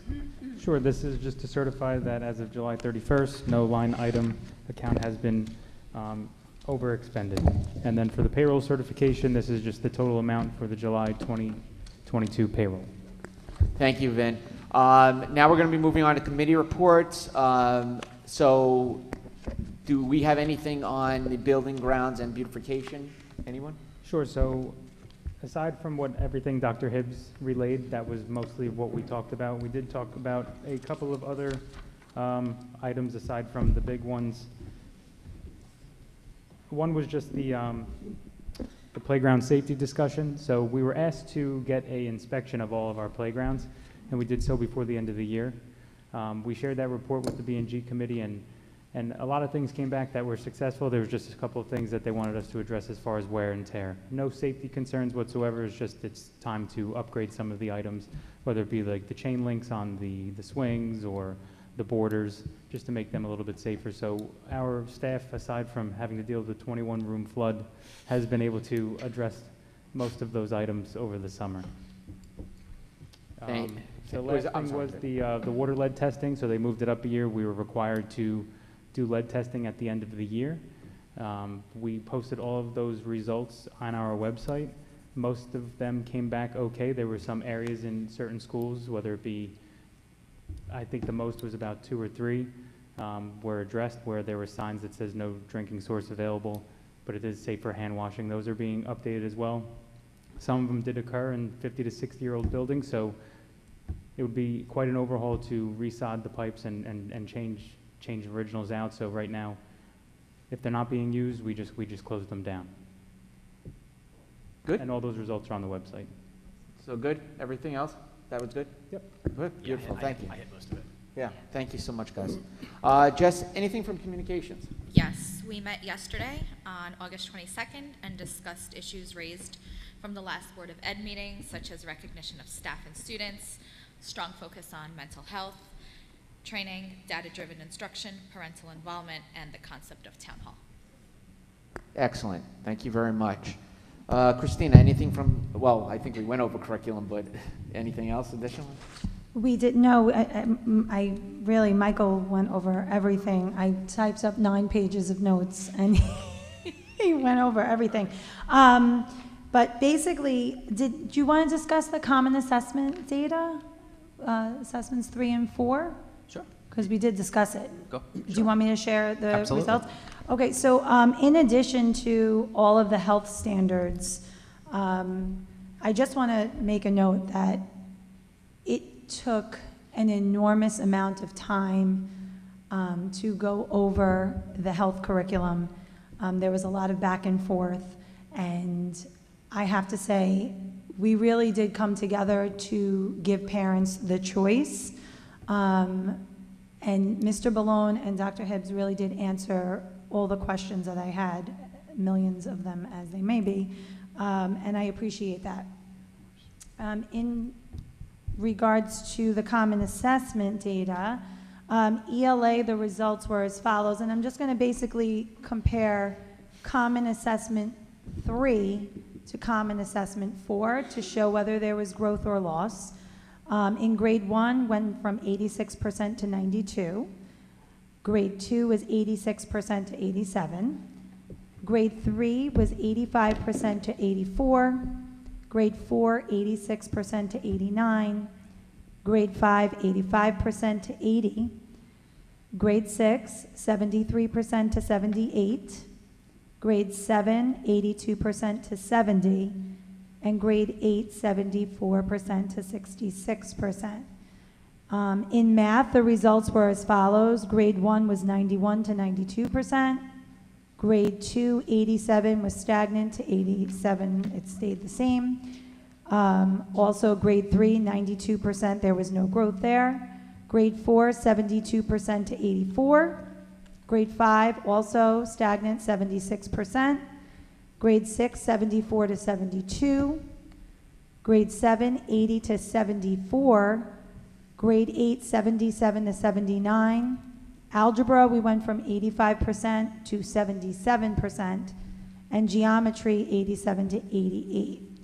And so I know that in our curriculum committee, we discussed, I asked if there was perhaps a discrepancy between the content that's being taught, because we know our teachers are going above and beyond and teaching their hearts out every day.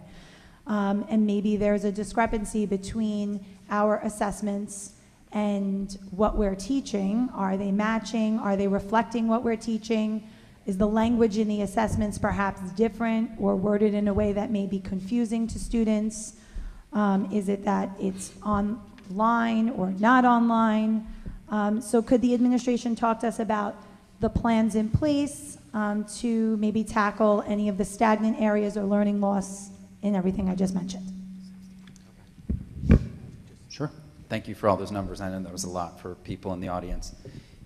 So as far as, well, before I address learning loss, as far as our classification of how our students are performing, and I know this has been a constant conversation over the last 3 years, that our students are operating or achieving average, above average, and there's even unusually fine work is per our board policy, which is the highest level, across every grade level in ELA and math, with the exception of grade 8 on the 4th common assessment.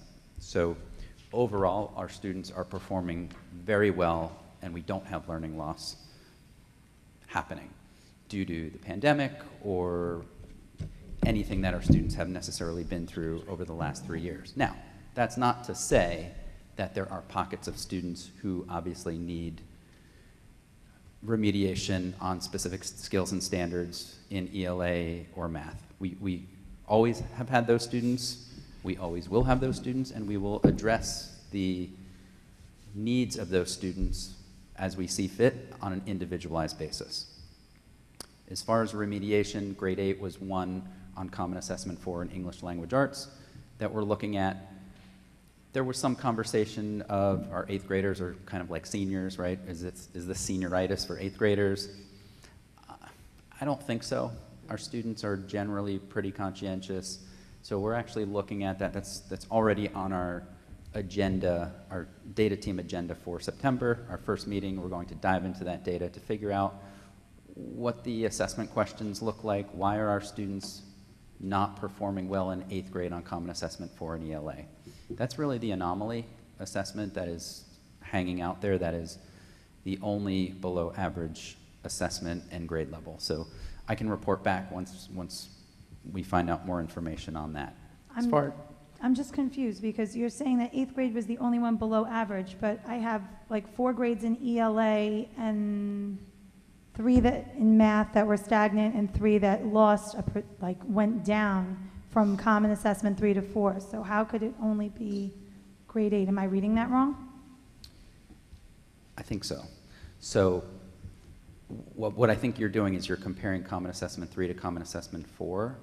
Well, because when you want to see growth of students, because I know like in my class, I'm looking at data like at 4 different points throughout the year. Mm-hmm. And so if I'm expecting that they're going to grow at the end of the year, they should be better at some point than they were earlier in the year. So that's operating under the benchmark philosophy, right? If you're teaching throughout the year and as students learn more skills and standards, they will get better.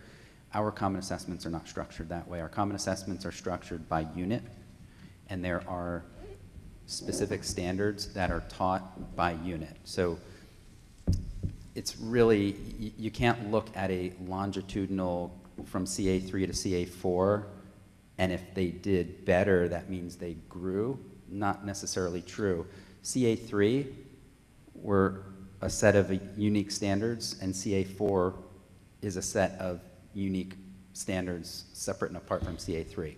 So in essence, the benchmark test is the same test that's given throughout the 4 times during the year to see how you've progressed, whereas the common assessment is a review of the topics that you've learned Yeah. during that time. Exactly. Yeah, and we fundamentally Exactly. disagree with option A. Because Right. what option A does, it actually gives children, they're assessed before they learn a topic, and then they're taught a topic, and you're like, miraculously, look at how much growth took place. Well, okay, well, they weren't taught it the first time.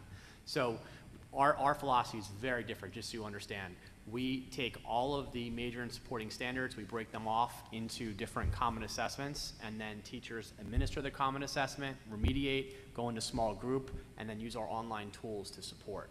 So you can't longitudinally, it's not a growth model. Right. Okay, so then the end of year, though, is that cumulative? Yeah, so the end of year assessment in mathematics is you could call it cumulative. It's essentially the major standards. I'm sure you know this. Math is structured into major, supporting, and additional standards. Right.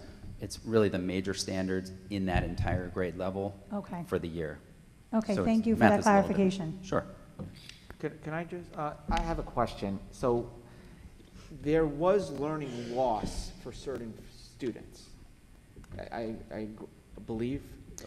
So I think Because that the term learning loss was associated with COVID-19. That was kind of how those conversations were always blended. Due to the pandemic, our students had learning loss. So I would argue with that. I would say, no, not due to the pandemic our students had learning loss. There are students who always have deficiencies and maybe did not learn what they were supposed to learn in any given unit. That is not related to the pandemic. That's just related to either being absent, not understanding the content when it was first taught, not having the proper remediation. There's a lot of things that take place. So if a parent who believes very strongly that their child had learning loss, because that's real, in their mind, that's real. Sure. So my question to you is if a parent is very strong on believing that their child had learning loss, are they wrong, or is it based on semantics and verbiage? And because I just want to understand, Yeah. because when someone says to me, well, we're not seeing it, this is not it, but I'm a parent who definitely seeing it. Sure. You're not going to change my point of view, because I believe very strongly that they had learning loss, which so is it the right verbiage to be using? Like, I'm just trying to define it to help myself and maybe others. Yeah, I don't think when you lose something, that means you had it at one point, right? So if I lost something, I had it, I had the pen or the pencil, now I can't find it, I lost it. Okay. So what I think parents are deeming learning loss, because that was what was said during COVID-19, is my child didn't learn this skill or standard. That's very different than my child learned it and forgot it, or learned it and then we went remote and now my child lost that skill. Right. So that's what I see as learning loss. You had it, you now can't either apply it or you forgot it. So that's very different than I was presented with a new concept or skill or standard and I was unable to master it or unable to apply it in another way. So then to go down that direction that you're saying, then going down that direction that you were saying, then how do we help those children, or what's available to help them that parents may not be aware of that can be of support? So the biggest thing that we do is we provide standards-based assessments on the district level, right? And those demonstrate to us by unit, by skill, by standard where a child is either deficient or mastering.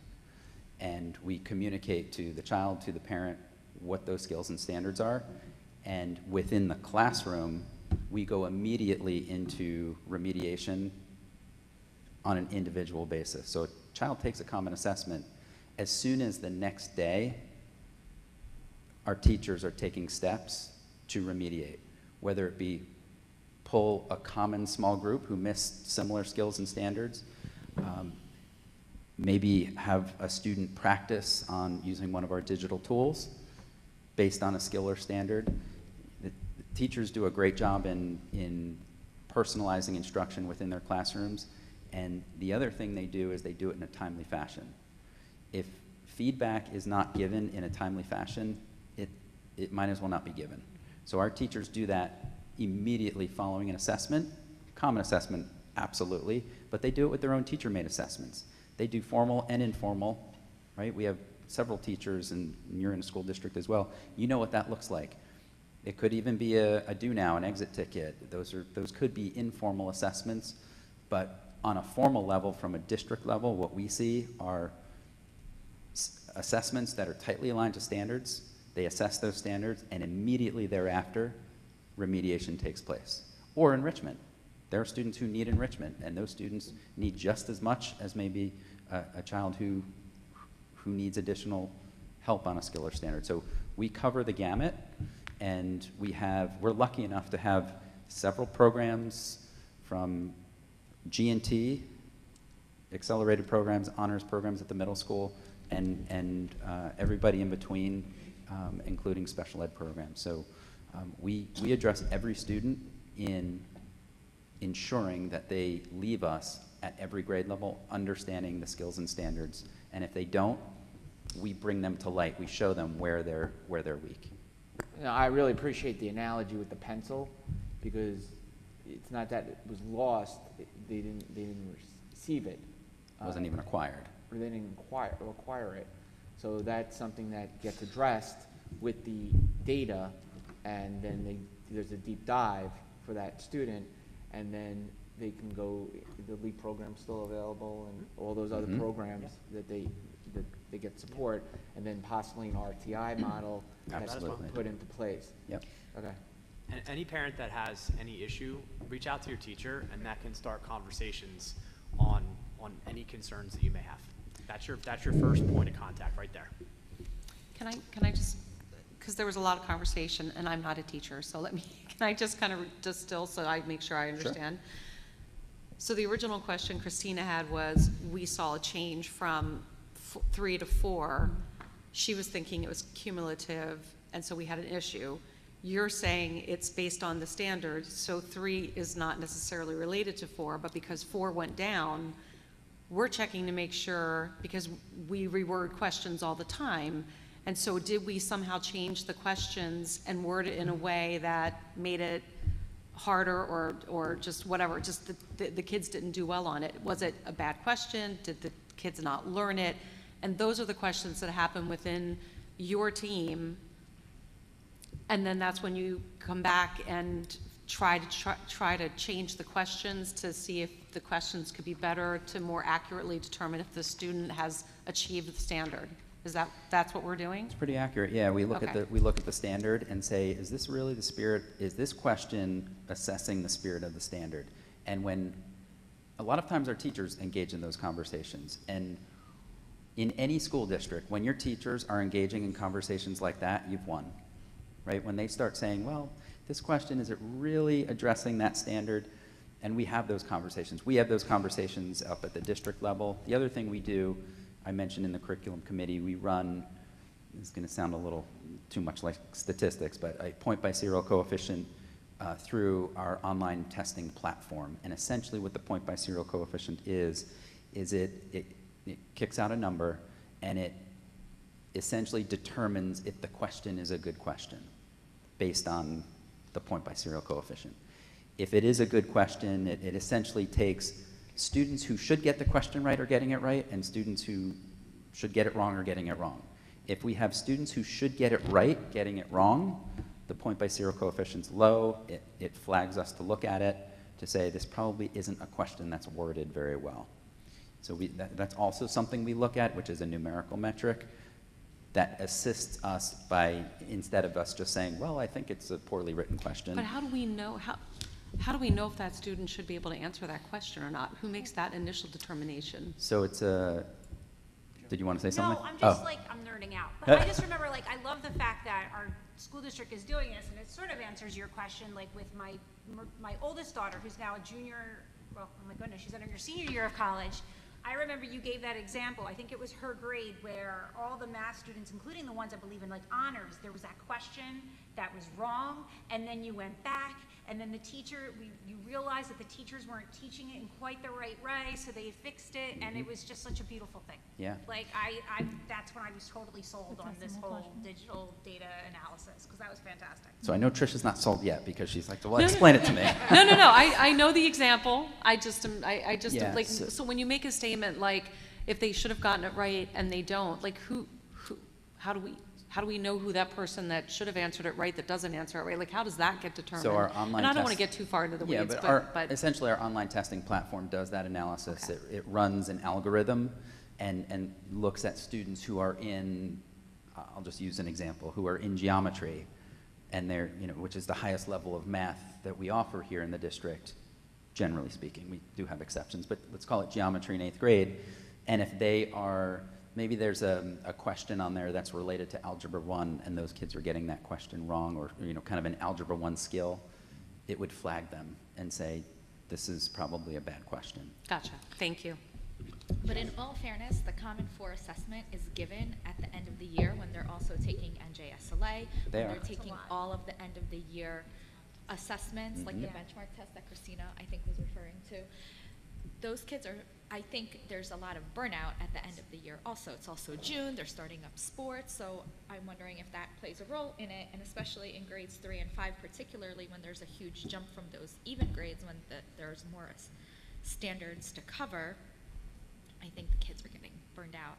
I truly believe. But you know what I there's really another am factor. appreciative of you and your team is that we're not taking that, we're not going, well, it's probably that, Right. and discounting it. Because the amount of work that you're doing based on that, I just think is something that we should commend you. I mean, it's your job, obviously, but not everybody does their job. I appreciate that you guys are really doing the job. And so I just thank you for that.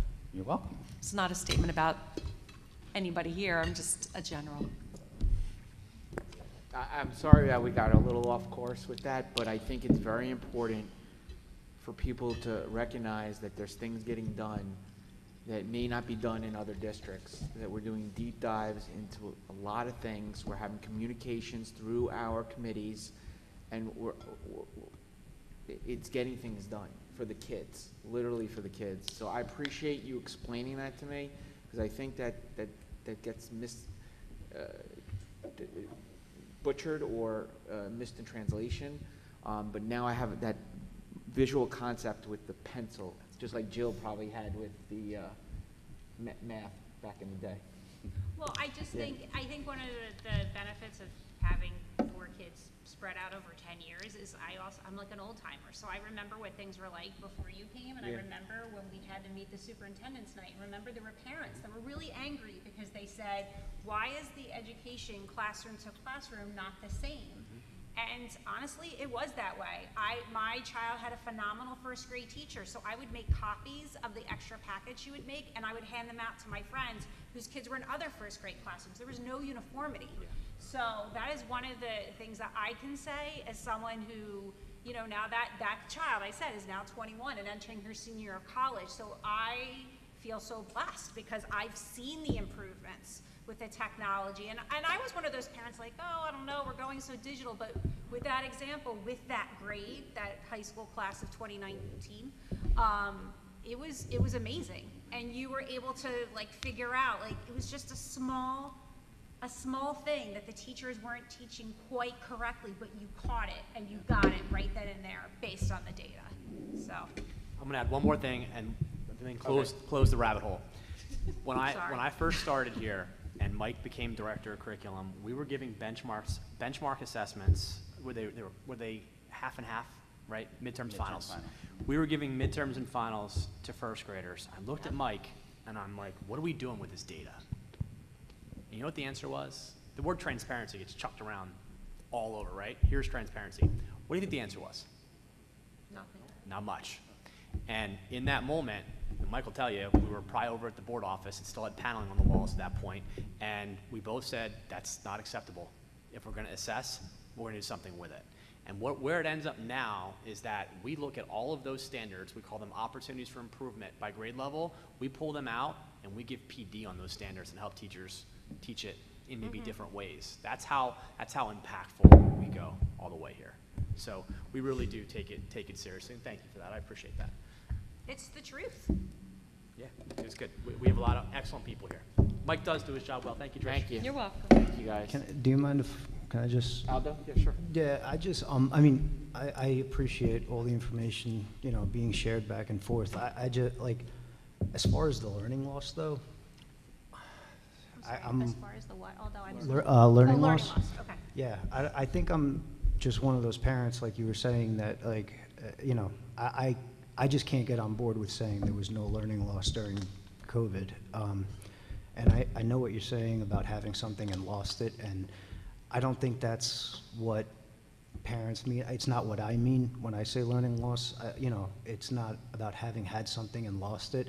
It's about where they would have been had, you know, COVID not happened and had they been in the classroom the full time instead of being remote. And I can tell you right now that from my oldest daughter, who did, you know, pre-K at pre-K and kindergarten in Abbott, and then went to Asher. Now, you know, I know kids, you know, they all learn at different paces, but she was leaps and bounds ahead of where my second daughter is, who got stuck in kindergarten when COVID started. And, you know, we're still trying, you know, we're still struggling to every night, you know, get her to read as fluidly and easily as her older sister is. So, I mean, to just say, you know, that the coefficient or whatever algorithm says that there's no learning loss, like, like, you know, I don't know. It just, there was learning loss from COVID, you know, and especially, like, as the director of curriculum for the district, to say that it doesn't exist, I don't agree with that. But it's just my 2 cents on it. Thank you. Just for clarification, point by zero coefficient does not measure learning loss. Yeah, whatever you were saying, whatever the algorithm So what I was. was saying was, so what I do on my level is I look, there are individuals, right? So in your individual case, that could be the case. What I do know is when I make a statement like that, it's backed up with data. A lot of times people will say there's learning loss, and I'll say, okay, well, what's your example? Well, when my child, okay, I can understand that. What I can tell you is, and I've reported out on this, during the height of the pandemic, our kindergartners that year had the best reading levels that we've ever seen in the district. So when I say our students overall are not adversely affected, doesn't mean every student wasn't, but as a whole, we saw the best reading levels of our kindergartners that year. It's just a fact. We are seeing common assessment data that is average and above average. It's just a fact. During COVID, when we were remote, I was chasing my kindergartner around the house with a Chromebook.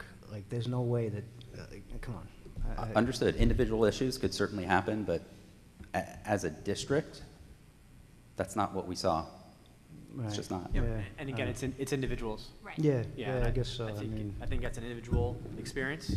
And what I would say to any parent is that if you have any concerns, reach out to one of our incredible teachers. Mm-hmm. We're going to have data right away when school starts, and we'll be happy to partner with you in discussions, bring in the coaches if needed, and help in any way, shape, or form that we can. Thank you. Thank you. Anybody else like to make a comment? No? Okay. So there was nothing from the policy committee. Oh, was there? No, sir. No. Yep, Yeah. we just have second Right. reads on tonight. Yep. Jen, anything from the Safety, Security, and Counseling Committee? Yes.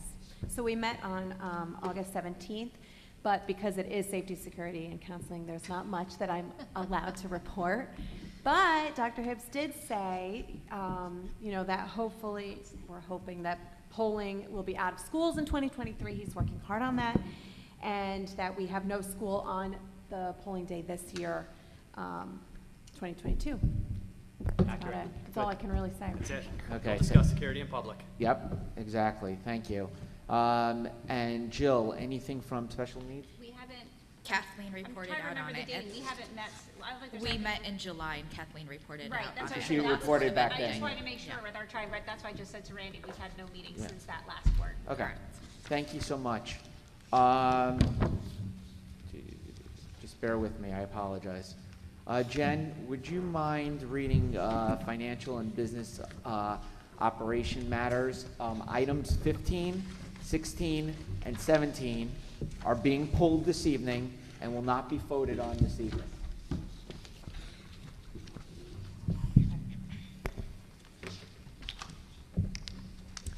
The superintendent of schools submits the following resolutions for approval. So do you want me to say like 1 through 15? 1 through 14. 1 through 14. Yes, 18 through, And 18 through 20. I so move. okay, do I have a second? I second. I have Jill. Any discussion? Yes, Christina. Randy, I just had a question regarding items 16 and 17, the approval of the superintendent's goals and miracles. I know that we discussed as a board at the last meeting. I know you pulled it, but originally it was on there, and we discussed that we were collaboratively with Dr. Hibbs going to work on goals.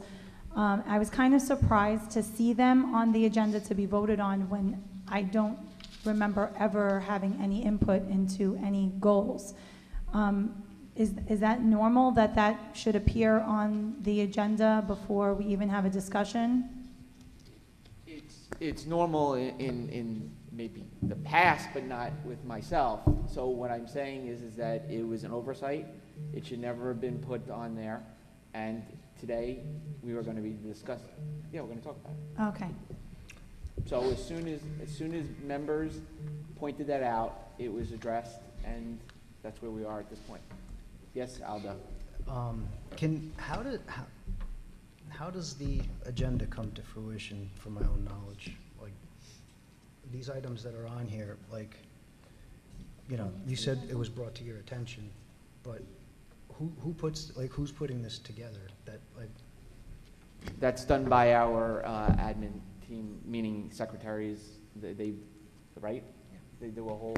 Yeah, I mean, it's all the administrative staff. It's a handful of people, because F&B is done by me in my office.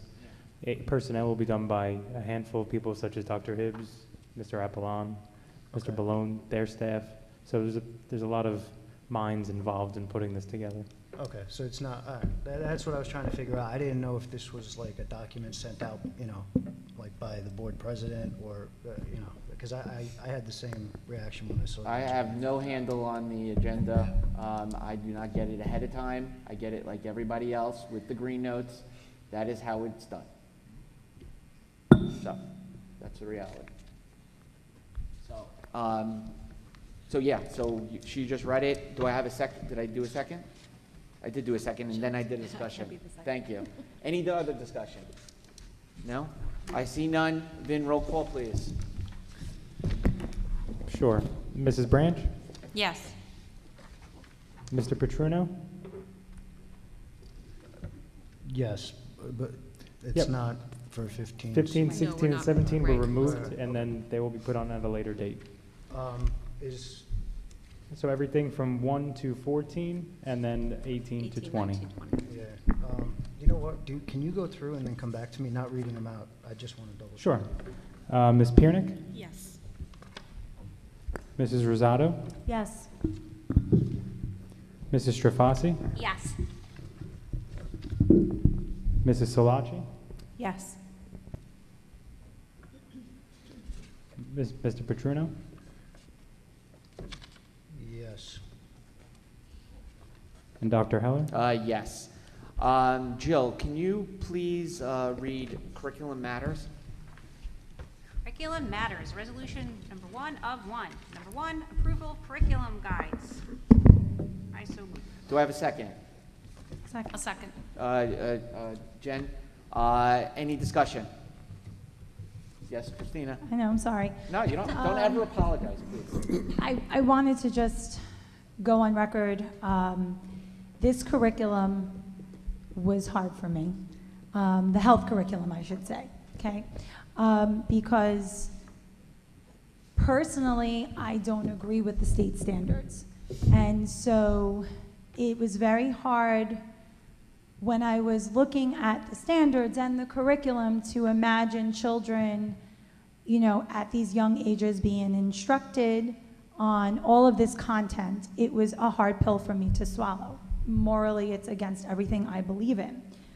With that said, I worked really hard with this curriculum committee and Mr. Ballone and Dr. Hibbs to make sure that parents were always going to be at the helm of their child's educational journey, as well as the decisions and having the parent choice to opt out of any curriculum that they are uncomfortable with. And so I feel that we really did a great job making sure that parents have that right. But with that said, because I morally do not agree with the health standards in that curriculum, I am going to abstain from this vote, and I just wanted the people to understand why. But I am proud of the work that we did. Thank you. Trish? I just want to say that, you know, we've been discussing this health curriculum since before you were even on the board. It's been a topic, and I too, when in a meeting, talked about how I was uncomfortable with the language and the concepts, and that I was really appreciative of Mr. Ballone and the committee and all the work that we had done even previous to this, you know, this last conversation. That I feel like we've done our job in protecting our kids to the best that we can, and still living within our duties as board members to uphold, you know, the Department of Education guidance. So, you know, I just wanted, since you said that, I just felt like I also wanted to say that it has been a struggle. You know, I think all of us have mentioned, at least to me, because I've been on the curriculum committee, I think the longest here, but it's been a topic of conversation, even with people that aren't on this committee within the board. And I don't know, I just feel like we've done a good job of protecting our kids and doing our duty. Did anybody else want to say something? Yep, louder. I'm just going to everybody. Me? Yeah, I just want to thank everyone for, I know it couldn't have been easy to go through all of this and get it done. I'm sure you probably all know where I stand on it. You know, it's not even that's not even the point right now. You know, I'm very disappointed that this would even be something that we would have to, you know, to vote on, to put. I'm not happy with the curriculum, not with the way you guys did it, just with the way it's coming down from the state. I don't agree with it. There's things that should be taught at home, and there's things that should be left, you know, and taught in school, and there's a lot of things in here that I don't feel belong in school. And, you know, it's unfortunate because they're apparently, you know, they have to be taught, apparently. I don't agree with them, you know, and I don't know what changed from, you know, last year to this year, but, you know, it would have been nice to see this pushback last year also. I'm very, I don't know, this curriculum just doesn't sit well with me. I think it was hard, like you were saying, Aldo, it was hard, like, seeing it come from the NJ, you know, the top, and then we're like, we have to teach this, and then all of us sitting down, it was really good that we all were able to, like, sit and talk and listen and try to collaborate and make it work so we can try to get parent choice, you know, and try to do the right thing for our kids. So I want to thank the committee as well, because we worked really hard on it, you know. We just want to do what's best for our kids. So thank you, Aldo, as well, for bringing it to our attention. You know, I know you brought a bunch of stuff up as well. Yeah. Lots of conversations, yeah. So anybody else? Okay, so Vin, roll call, please. Sure. Mrs. Branch? Yes. Mr. Petruno? No. Ms. Piernick? Yes. Mrs. Rosado? Abstain From all of it, or just the health curriculum? from the health curriculum. Okay, so yes to everything else? Can I, oh, I can do that, right? Yes to everything else, abstain from health. Okay.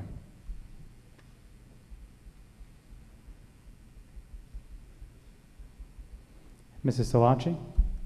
Yes. Mrs. Strafasi? Yes. And Dr. Heller? Yes. Trish,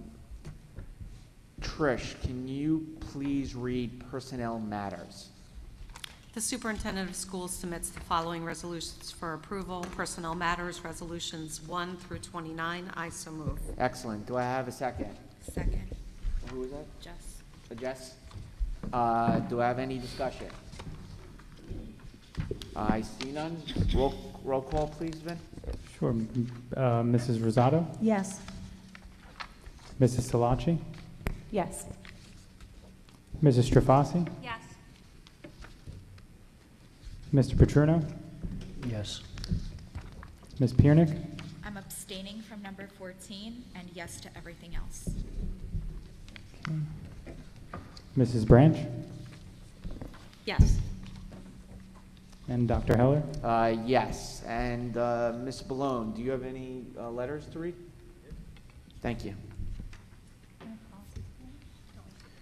Okay, I have 3 retirement comments. The first one is for Joanne Anzalone.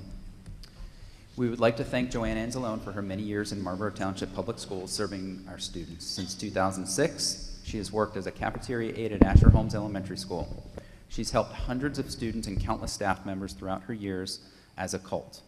As one of the senior cafeteria aides, she was integral in training and assisting other staff members and was always a positive and supportive influence to her peers. Most importantly, she would always come to work with a smile and make others laugh, ready to do the job. As she said, it's for the kids. We wish her well in the next stage of her life. We hope that this next phase brings her health and happiness as she watches her children get married and grow their own families. Best of luck, Joanne. Next is for retirement comments for Dorothy Cook. Mrs. Cook was hired as a school bus driver in September of 1996. During her 26 years of service, she's proved to be conscientious, proficient, and thorough in the performance of her duties year after year. Dot's commitment to the well-being of the children on her routes has made her an asset to the transportation department. She will be missed for her upbeat attitude, personality, and adaptability. These characteristics have made her a stronghold in the transportation department and an excellent employee. She's earned the respect of the parents, children, and her peers throughout her years of service. We hope that Dot's retirement years are happy, healthy, and fulfilling. Mrs. Cook will be missed by everyone in the transportation department. And finally, retirement comments for Carol Imperato. Carol Imperato, a highly valued, compassionate, and skilled instructional assistant, began her career by assisting teachers in the POP program at the Early Learning Center and then moved to Robertsville to assist with their special education classes. Carol joined the staff at Marlboro Middle in February of 2012 and continued to assist the staff and students in every possible way. She also worked in many summers in the extended school year program. Adding to her service to middle, Carol acquired substitute teacher certification and supported our classes in this role as well. Mrs. Sinisi, a special education teacher who worked with Carol for several years, added this comment, quote, "Carol has been one of the most selfless professionals I have ever had the pleasure to work with. She was a true team player in every sense of the word. The care and kindness that she showed her students every day was immeasurable, and her loyalty and dedication to our classroom is something I will never forget. Carol, although you will surely be missed in room 133 and throughout the halls of Marlboro Middle School, I am so happy for the next part of your journey, and I wish you nothing but health and happiness," end quote. Carol is looking forward to spending time with her son Matt, enjoying life, keeping in touch with the MMS staff, and not having a schedule to follow, especially that middle school schedule. Congratulations, Carol. We wish you only the best as you begin your retirement. And that's all I have. That's a total of 58 years of service to Marlboro. Totally unbelievable, and thank you for that. Aldo, can you please read Policy Development and Community Relations Matters, please? The superintendent of schools submits the following resolutions for approval. 1, the amended 22-23 school year calendar. 2, second readings. 3, amended job description. And That's it. yeah, that's it. I so move. Do I have a second? Second. Christina, second. Any discussion, please? Yes, Christina. It is I again. Policy 2415.05, I know we discussed this last time.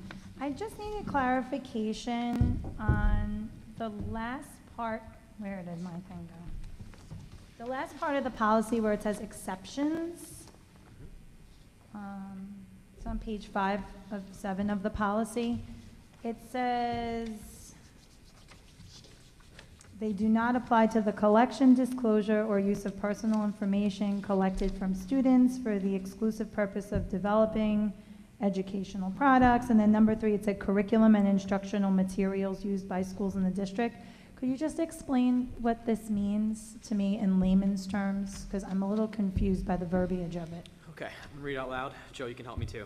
The provisions of 20 USC ... do not apply to the collection, disclosure, or use of personal information collected from the students for the exclusive purpose of developing, evaluating, or providing educational products or services for or to students or educational institutions such as the following. And the third is curriculum and instruction materials. So I'm reading that as the other parts of this survey do not apply if we were going to help evaluate curriculum or instruction materials. If we're gonna use the information to make our own curriculum and Informed instruction. decision Correct. about, so in other words. It's a federal law. It really, Yeah. it's not related to the surveys that we're really thinking of. It's if we're going to do it ourselves, to use it internally to basically develop our own curriculum or something like that, or if we're gonna, not that we would ever do this, but if like we were going to develop a product to then sell it. I'm sorry, say that again, I couldn't It doesn't hear that. really, I said if we were gonna develop a product to sell or something, it doesn't really apply to us. It's a federal law that we're just copied over from Stress SMA. Okay, because at the beginning of it was, I remember Dr. Hibbs was explaining how it's like, this gives parents like Yep. the right to consent and read over all the surveys. Absolutely does. And so then when I saw the exception with curriculum, it kind of like made me feel, Well, the exceptions are gonna come from federal law, but I'll tell you what, I will be happy. Yeah. I don't know that we've ever actually We've done a formal survey for students for curriculum materials, but if we do, we'll just ask for parent consent. Yeah, I can assure you, I've never seen one Yeah. either in any of the districts I work in. It's just one of those, I hate to say it, but it's one of those things that Stress SMA puts in because that's what the federal law says, and they just copy it over. But that list of it's like, what is it, 1 through 8 or something like that, of the topics that we have to ask parents for, it doesn't change that for the state law. So. okay, thank you. Anybody else? I see none. Vin, please. Mrs. Salachi? Yes. Mrs. Strafasi? Yes. Mrs. Branch? Yes. Ms. Piernick? Yes. Mrs. Rosado? Am I allowed to say no to that one policy? Yeah. Can I? Okay, so yes to everything and no to policy 2415.05. 2415. Okay. Mr. Paterno? No to 2415 and yes to the rest. Okay. And Dr. Heller? Yes. So now we're going to move on to liaison reports. Anything from the Freehold Regional High School? No? Okay. Christina, anything from Marlboro Township Alliance? Nothing to report, thank you. Okay. Jen, anything from Marlboro County School Board Association? Nope, Nope. nothing. Okay. Trish, anything from the municipal government? Just that the Marlboro Swim Club has summer reduced rates. At this point, the Marlboro's Farmer Market is open through October. There's a movie night happening this week, August 25th, Mamma Mia. The township will have a Patriot Day ceremony Sunday, September 11th at 8:30 a.m. Marlboro Day is happening Sunday, September 18th from noon to 5. There's another movie night coming up in October 14th. It's The Goonies. Thank you. Aldo, anything from NJSBA? Nothing to report. Okay. Does anybody have anything from PTO, PTA? Both of you? Never mind. Yes? It was school liaison, never mind. So, no? Jen. No. Oh, PTA, PTO, no. No. School Oh, liaison, so, sorry. okay, so no no. Do we have anything for scope? Yes. Thank you. Okay, so for scope, If anybody has children ages 4 and over and receive special education services, they are eligible to sign up for Scope Soccer, which will be held on Saturdays from 1:30 to 2:30 for 8 weeks, starting on September 10th. And if you have any questions, you can reach out to the rec department. And then on August 4th, both Scope and CPAG had their first joint meeting. Various topics were discussed, such as upcoming teacher trainings for the year, opportunities for free parent trainings, and summer orientations. Both CPAG and Scope had a chance to articulate and reflect on the school year. A calendar was shared and dates were set for future meetings between CPAG, Scope, and district leadership. If you are attending any new orientations, be on the lookout for both the CPAG and the Scope flyers to learn more information about the Special Education Advocacy Group as well as the Special Education Parent-Teacher Organization. Thank you. So you addressed CPAG as well? I did. Good. Jen, anything from the Marlboro Educational Foundation? Nope, nothing. No? Okay. We're going to move on to old business. Anybody have any old business? I see Do you none. want to do the school liaisons? No, because we're not in school. Oh, But there's stuff there's happening. Oh, there's still, okay, you want to go, okay, go right ahead. I'll start with the little school. I'll let you all free reign. How about we go around? So Jess, you want to All start? right, so I will start with Abbott. Tomorrow, there is a preschool open house for parents only at 10 o'clock and 1 o'clock. No RSVP needed. Mr. Perno and Mrs. Mortar are excited to see everybody. First day of school signs are available on the Facebook Abbott Parents group, and the staff supply lists have been posted, and as I've been in stores, the shelves are empty, so get out and get your school supplies or buy the boxes from the PTOs. Thank you. Jen? okay, so I have two. I have Defino Okay. first. They are hosting an ice cream social to celebrate the first week of school, Friday, September 9th from 4 to 6 on the Defino Playground. Their first PTO meeting of the year is Friday, September 16th at 9:45 a.m., and this will also serve as their class parent meeting. Spiritware and membership drive will open the first week of school, details to be sent home.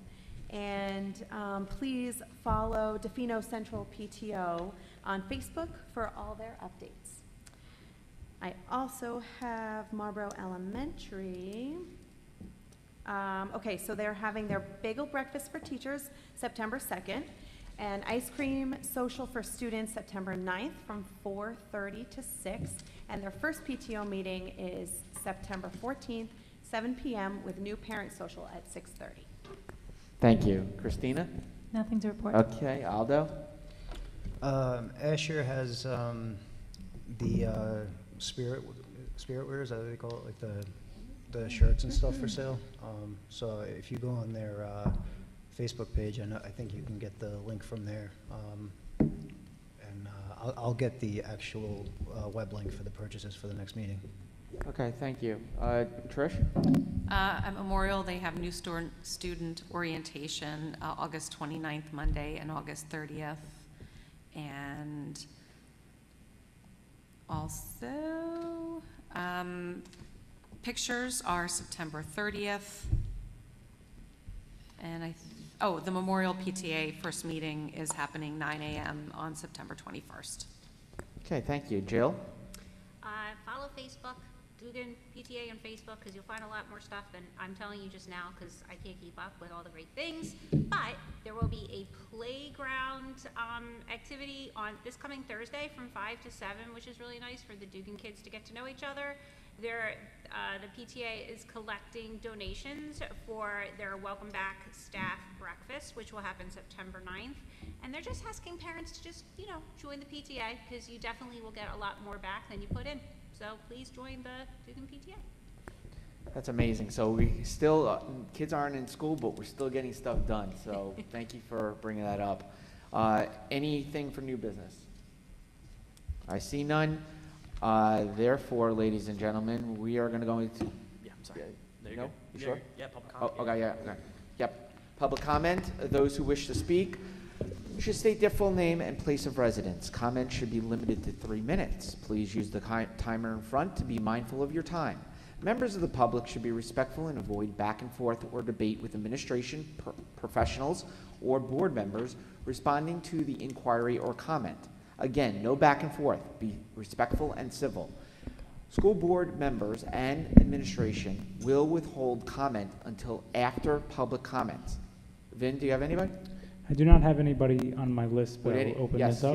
Yes. I just Would any- ask, one at a time. So one at a time? She rose her hand, and then yes. Ms. Deckerman? Just please state your name and your address. Hi, Irene Dekterman, Marlboro, New Jersey. Couple of quick questions. First of all, is this the temperature of the school on a normal basis? I'm just wondering because it's Freezing. frigid in here. Number two, while kids are opting out, what are they going to be doing? Like, where do they go? What do they do during that time if they choose to opt out? And then,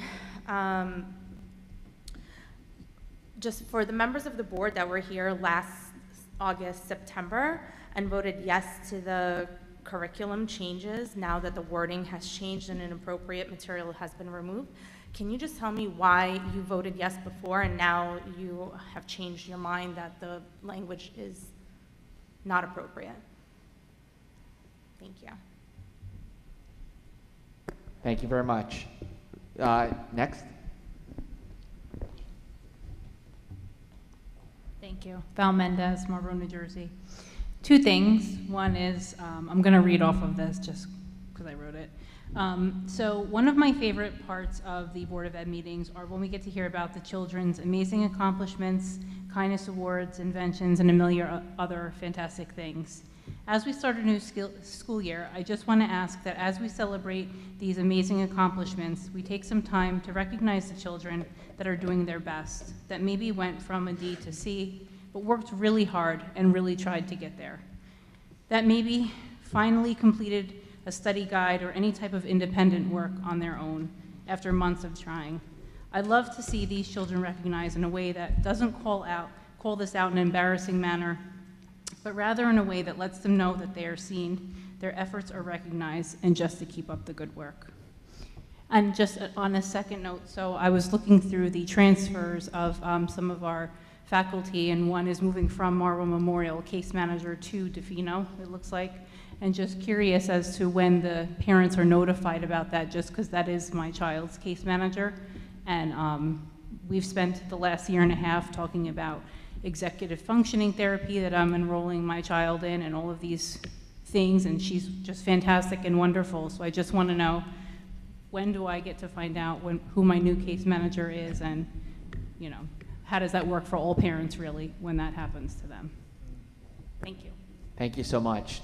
Someone else in the audience? You. Ms. Vysotsky?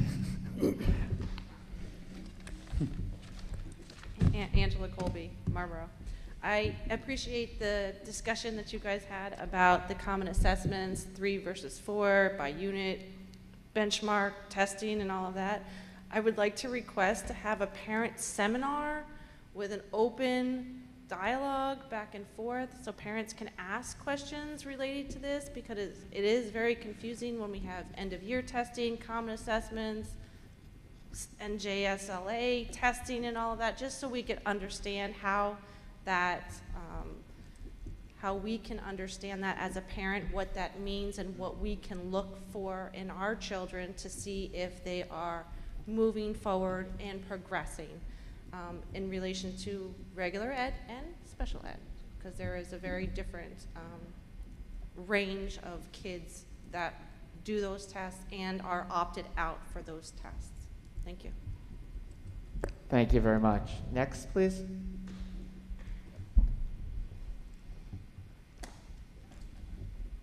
Carrie Jankowski, Whitman Road.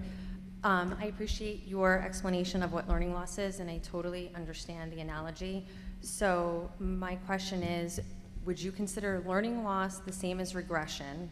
And if it's not the same, when does one become the other? So if, for example, we test reading levels using FMP and Lexile in this district, and a student presents at a certain FMP and Lexile, despite whether they're below grade level or not, and the next time they test, they're lower.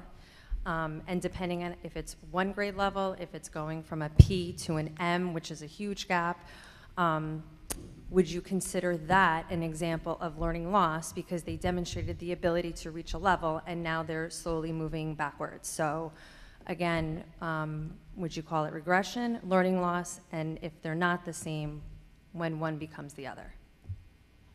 Thank you so much. Anybody else? Okay. So administrators and/or board members will respond afterward. I would like to make a motion to close public comments. Do I have a second? Second. Jen, any discussion? I see none. All in favor say aye. Aye. All those opposed say no. The ayes have it. Would anyone from the board or the administration like to comment? I just wanted to say, it is not normally this cold in here. We felt blood pressure was going to be at an all-time high, so we kind of turned the temperature down a little bit for tonight, but I can assure you it's not this cold. It actually used to be with the chiller. So if you're a Memorial parent or child years ago, it used to always be this cold because the chiller just was not done correctly. But no, it's super cold in here. Thank you for bringing that up. Any other statements from administration or board? I'd like to address Ms. Mendez and Ms. Colby. So the Communications Committee did discuss student achievements, and we talked about a variety of ways in which we could recognize both the students and the staff. So I know you brought up recognition last time, so that is something that we really did talk about in depth. So hopefully you'll see some changes coming out soon. And then to answer Ms. Colby's question, regarding seminars, we did talk about how some parents might not know what options are available for mental health or for academics. And so something we discussed was sending out surveys with certain topics and then having parents also put in topics that they would like to learn more about. So you will be seeing that throughout the year as well. Yeah, because I knew we had pushed it to, not pushed, but had the committee work on that. I'm glad you guys did that, so thank you for that. Anybody else like to make any comments from the board or the administration? If that's okay, I'm going to answer Ms. Dechterman's question. So when we have our curriculum committee meetings, we all discuss things, and we're told, even though you see these words, we're not teaching it. So I believed in that. I believed in our teachers, and I believed that our teachers were not going to be teaching it. And so that is why I personally voted yes last time. Because when I'm told it's not going to be taught, I believe that it's not. And then so maybe that was my mistake for believing in our teachers, but that's just what I do. And because my kids are in the schools, I believed my teachers wouldn't do something they're not supposed to do. So hopefully that answers your question. Thank you. Anybody else like to comment, administration or board members? Sure. Yeah. Addressing Mrs. Jankowski's question, we can certainly, I can have a conversation with you, but as far as regression, so regression in my mind would be you've acquired something and then slowly lost it, or something along those lines. So could you attribute that to learning loss? Yeah, you probably could. I know in special education, regression is used for providing services and programming, so I'm not really going to comment on that piece.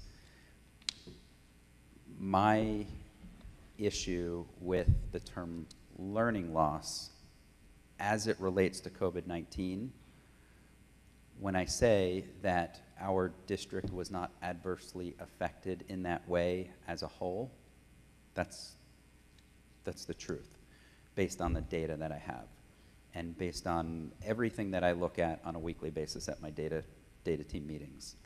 Because I do take that seriously. And it's not just common assessment data. It's, as you mentioned, FMP data, Lexile data, online program data, how our students are performing and using our programs, not just using the programs. How are they using them?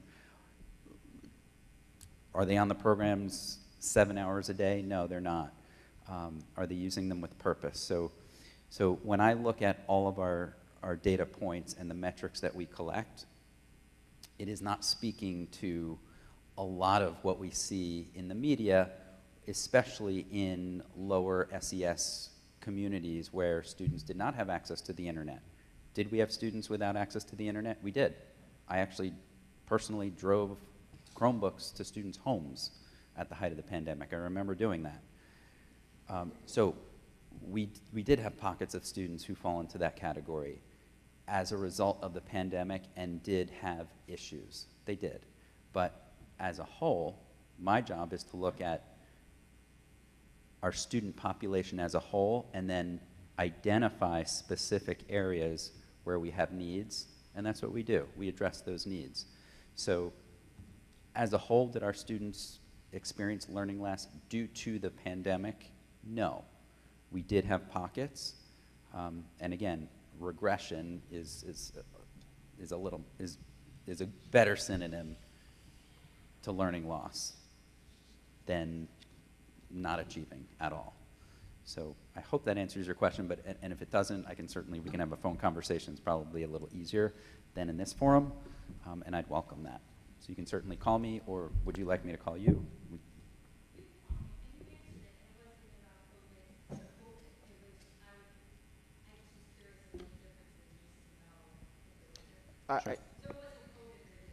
Great.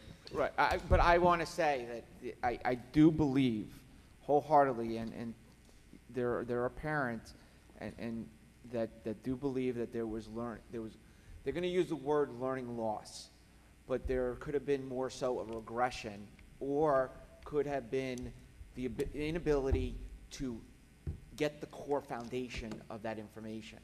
Why that was, I don't know. The only thing that people can relate it to is COVID.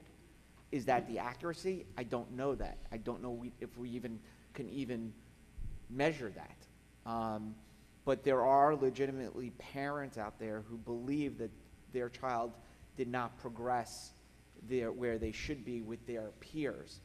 So I feel confident based on what you've said and what I know that we offer from all different models to different programs, etc., and communicating with the teacher, with the child, with the parents, with everyone involved in a collective, support system. I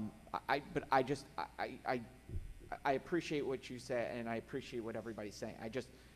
People do feel, not everyone, but a good number, believe that their child has not progressed, and that is worrisome because I've been there. So it's being addressed. Yes, I just want to go on. Randy, it's not even that people believe it. I think any parent knows their child best. So if you're living with your own child and you know they can read or write X amount of sentences or do math and then they're having trouble, it's not that they believe it, they see what's happening. And my intent was never to say, oh, Marlboro's doing something wrong. I would never do that. But I am a teacher, and I do teach 100 students on a daily basis, and I know that just looking at my students and where they came in 6th grade, where they typically are, they were very far below the standards. And I think most districts across America saw that. So I'm not saying that when you say parents believe, or some parents believe, many parents saw. Believe it, it's semantics. They know. Right. Right. I could say, however you want to say it.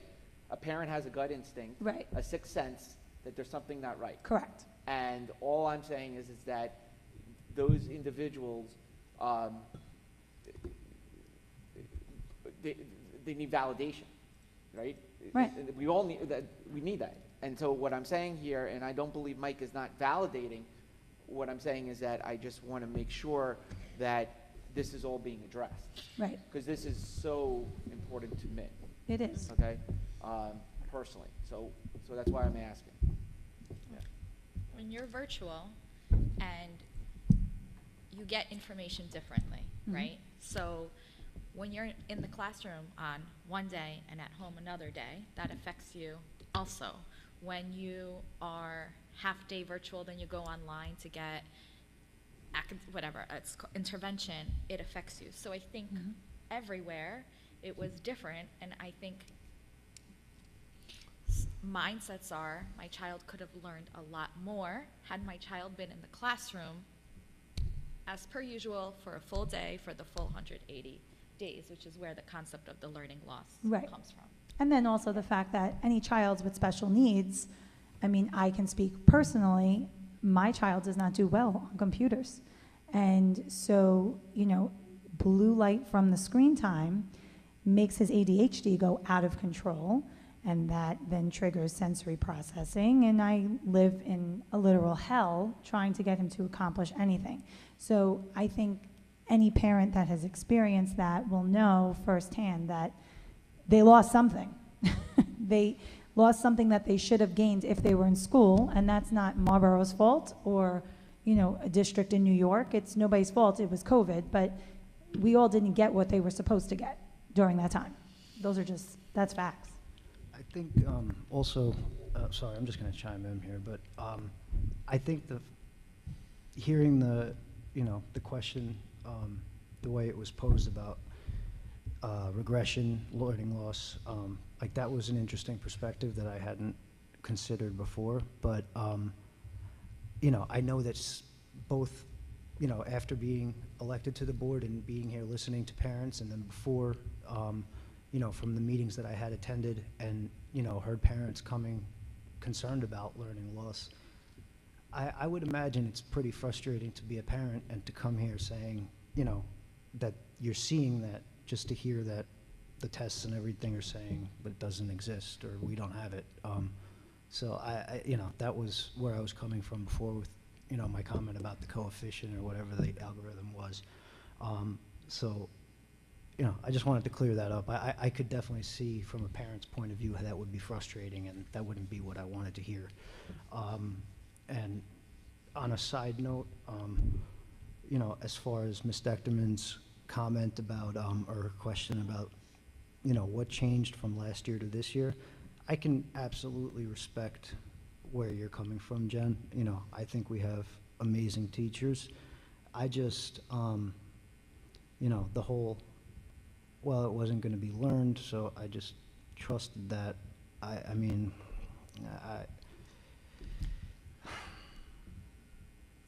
know. There's a lot, way too much. It just leaves way too much for, interpretation in today's day and age. I'm sure every teacher has the best of intentions. Everyone I've met has been fantastic. But, if it's not going to be learned, take it out. Doesn't need to be there. That's it. I'm sorry. It's just my 2 cents on it. Thank you. Can You want to say something? Yeah, Of course, can I just yeah. add in there because earlier I had stated, which I believe still to be accurate, that the language that was removed was in the state standard. It was an example. But the curriculum that our teachers wrote is still the same curriculum that they wrote, that we voted yes, that Jen and I, whatever, just I'll say for me, just so I don't speak for other people. So what I stated, which is still true, is we addressed the concerns of the language. It was explained to me that the language was state standard language. The example was a poorly worded example. It was there. We took that out. But it didn't change the fact that our curriculum, which is what we vote on as a board, didn't change. So what we voted on in October is still the same curriculum. So we weren't teaching it. We haven't taught it. We're not going to teach it. When we voted yes to the curriculum our teachers wrote, which is what we teach as a district, and that hasn't changed. Am I stating that correctly? Okay, so is that, I know I'm not supposed to interact with the audience, but I think they removed we removed the parenthetical information Yes, from but the that didn't standards change now, the right? curriculum. Our curriculum is still the same curriculum. So what was portrayed in the community, which was wrong, and I found very offensive and inaccurate, was that we voted yes to teaching that parenthetical, which was never the case. I did not vote for that. Nobody voted for that. That is not our curriculum. It wasn't then, it isn't now, and it's not moving forward. So whoever asked that question of me, that is my response. Thank you. Jess? I want to address two things. One, in regards to learning loss, anybody who feels that their child is affected by the learning loss, I believe through law, can request a child study team evaluation through 2023 to have their child evaluated for special education services. So I think we all agree on that would be the best help for any child who is struggling. I was not on the board last August, but the reason I voted yes today is because all the concerning information from K to 4 was removed, and because parents have choice. So if you want to opt in, you opt in. If you want to opt out, you opt out. I can't imagine somebody not choosing. If you want your child to learn it, they'll learn it, and if you don't, you're not going to let them learn it. So that is why I voted yes. Thank you. Anybody else? Okay. So we're going to... One second. Irene, I'm sorry. Oh, sorry. I'm sorry. That's all right. You asked the question of the opt-out and what would that look like. We're going to come back to you and let you know what the activity will be. It's honestly, we haven't developed it yet because that will happen, but we'll come back to you on the specific day that will happen so you know as a parent, and then we'll also let you know what's happening. Right? That's what we conveyed, correct? Okay. Val, happy to bring that concept about addressing all children back for a discussion. It's strictly on point. You're absolutely right. We have to recognize all children, right? The question about the case managers and parents and guardians are always notified at the very beginning of September. Anybody who has a movement will receive a personal phone call before there is a letter that goes. And if you have a question that you need beforehand, just contact Dr. Blair. She'll be happy to assist you. That's it. Everything else was issued. You good? Yeah, answered. Yeah. Sorry, hey, Dr. Hibbs. Yeah, so just a quick question about the case managers. I'm not really familiar with it, but if you have a established rapport with a case manager and they happen to be transferring within the district to a different school, is it possible to retain that manager, or do you have to get a new one when they... Not if the case manager transfers schools, because they'll have a different set of children. But we'll make sure there's articulation between those two case managers to make sure that there's good No, articulation, I but- understand that. I just didn't know if maybe if it was someone you worked with for 5 years and you love, and if you were able to just stay with them. But I wasn't. That's all I was wondering. No, sometimes sometimes movement occurs, and what that will mean is a new set of children for that. Now, we do have positions in district that share. So, for instance, our BCBAs, our gen ed social workers, they go and transfer back and forth between buildings. I think a strict building-to-building transfer will separate that. Got it. Okay, thank you. Yeah, of course. Thank you. So, ladies and gentlemen, we're going to move on to executive. Be it resolved in accordance with the provisions of Open Public Meetings Act, the Marlboro Township Board of Education shall conduct a closed executive session pursuant to the exceptions prescribed by NJSA 10:4-12 for the purpose of discussing matters of attorney-client privilege, school safety and security, superintendent goals. It anticipated that the length of the time of this executive session will be 60 minutes, and that action will not be taken in public after the executive session. Be it further resolved that the minutes of the executive session will be released when the need for confidentiality in accordance with NJSBA 10:4-12 no longer applies. I am making a motion to go into executive. Do I have a second? I'll second. That's Trish. Any discussion? I see none. All in favor say aye. Aye. All of those opposed say no. The ayes have it. Good night, everyone. Be safe. Enjoy the rest of this brief summer left, and enjoy your summer. Goodbye.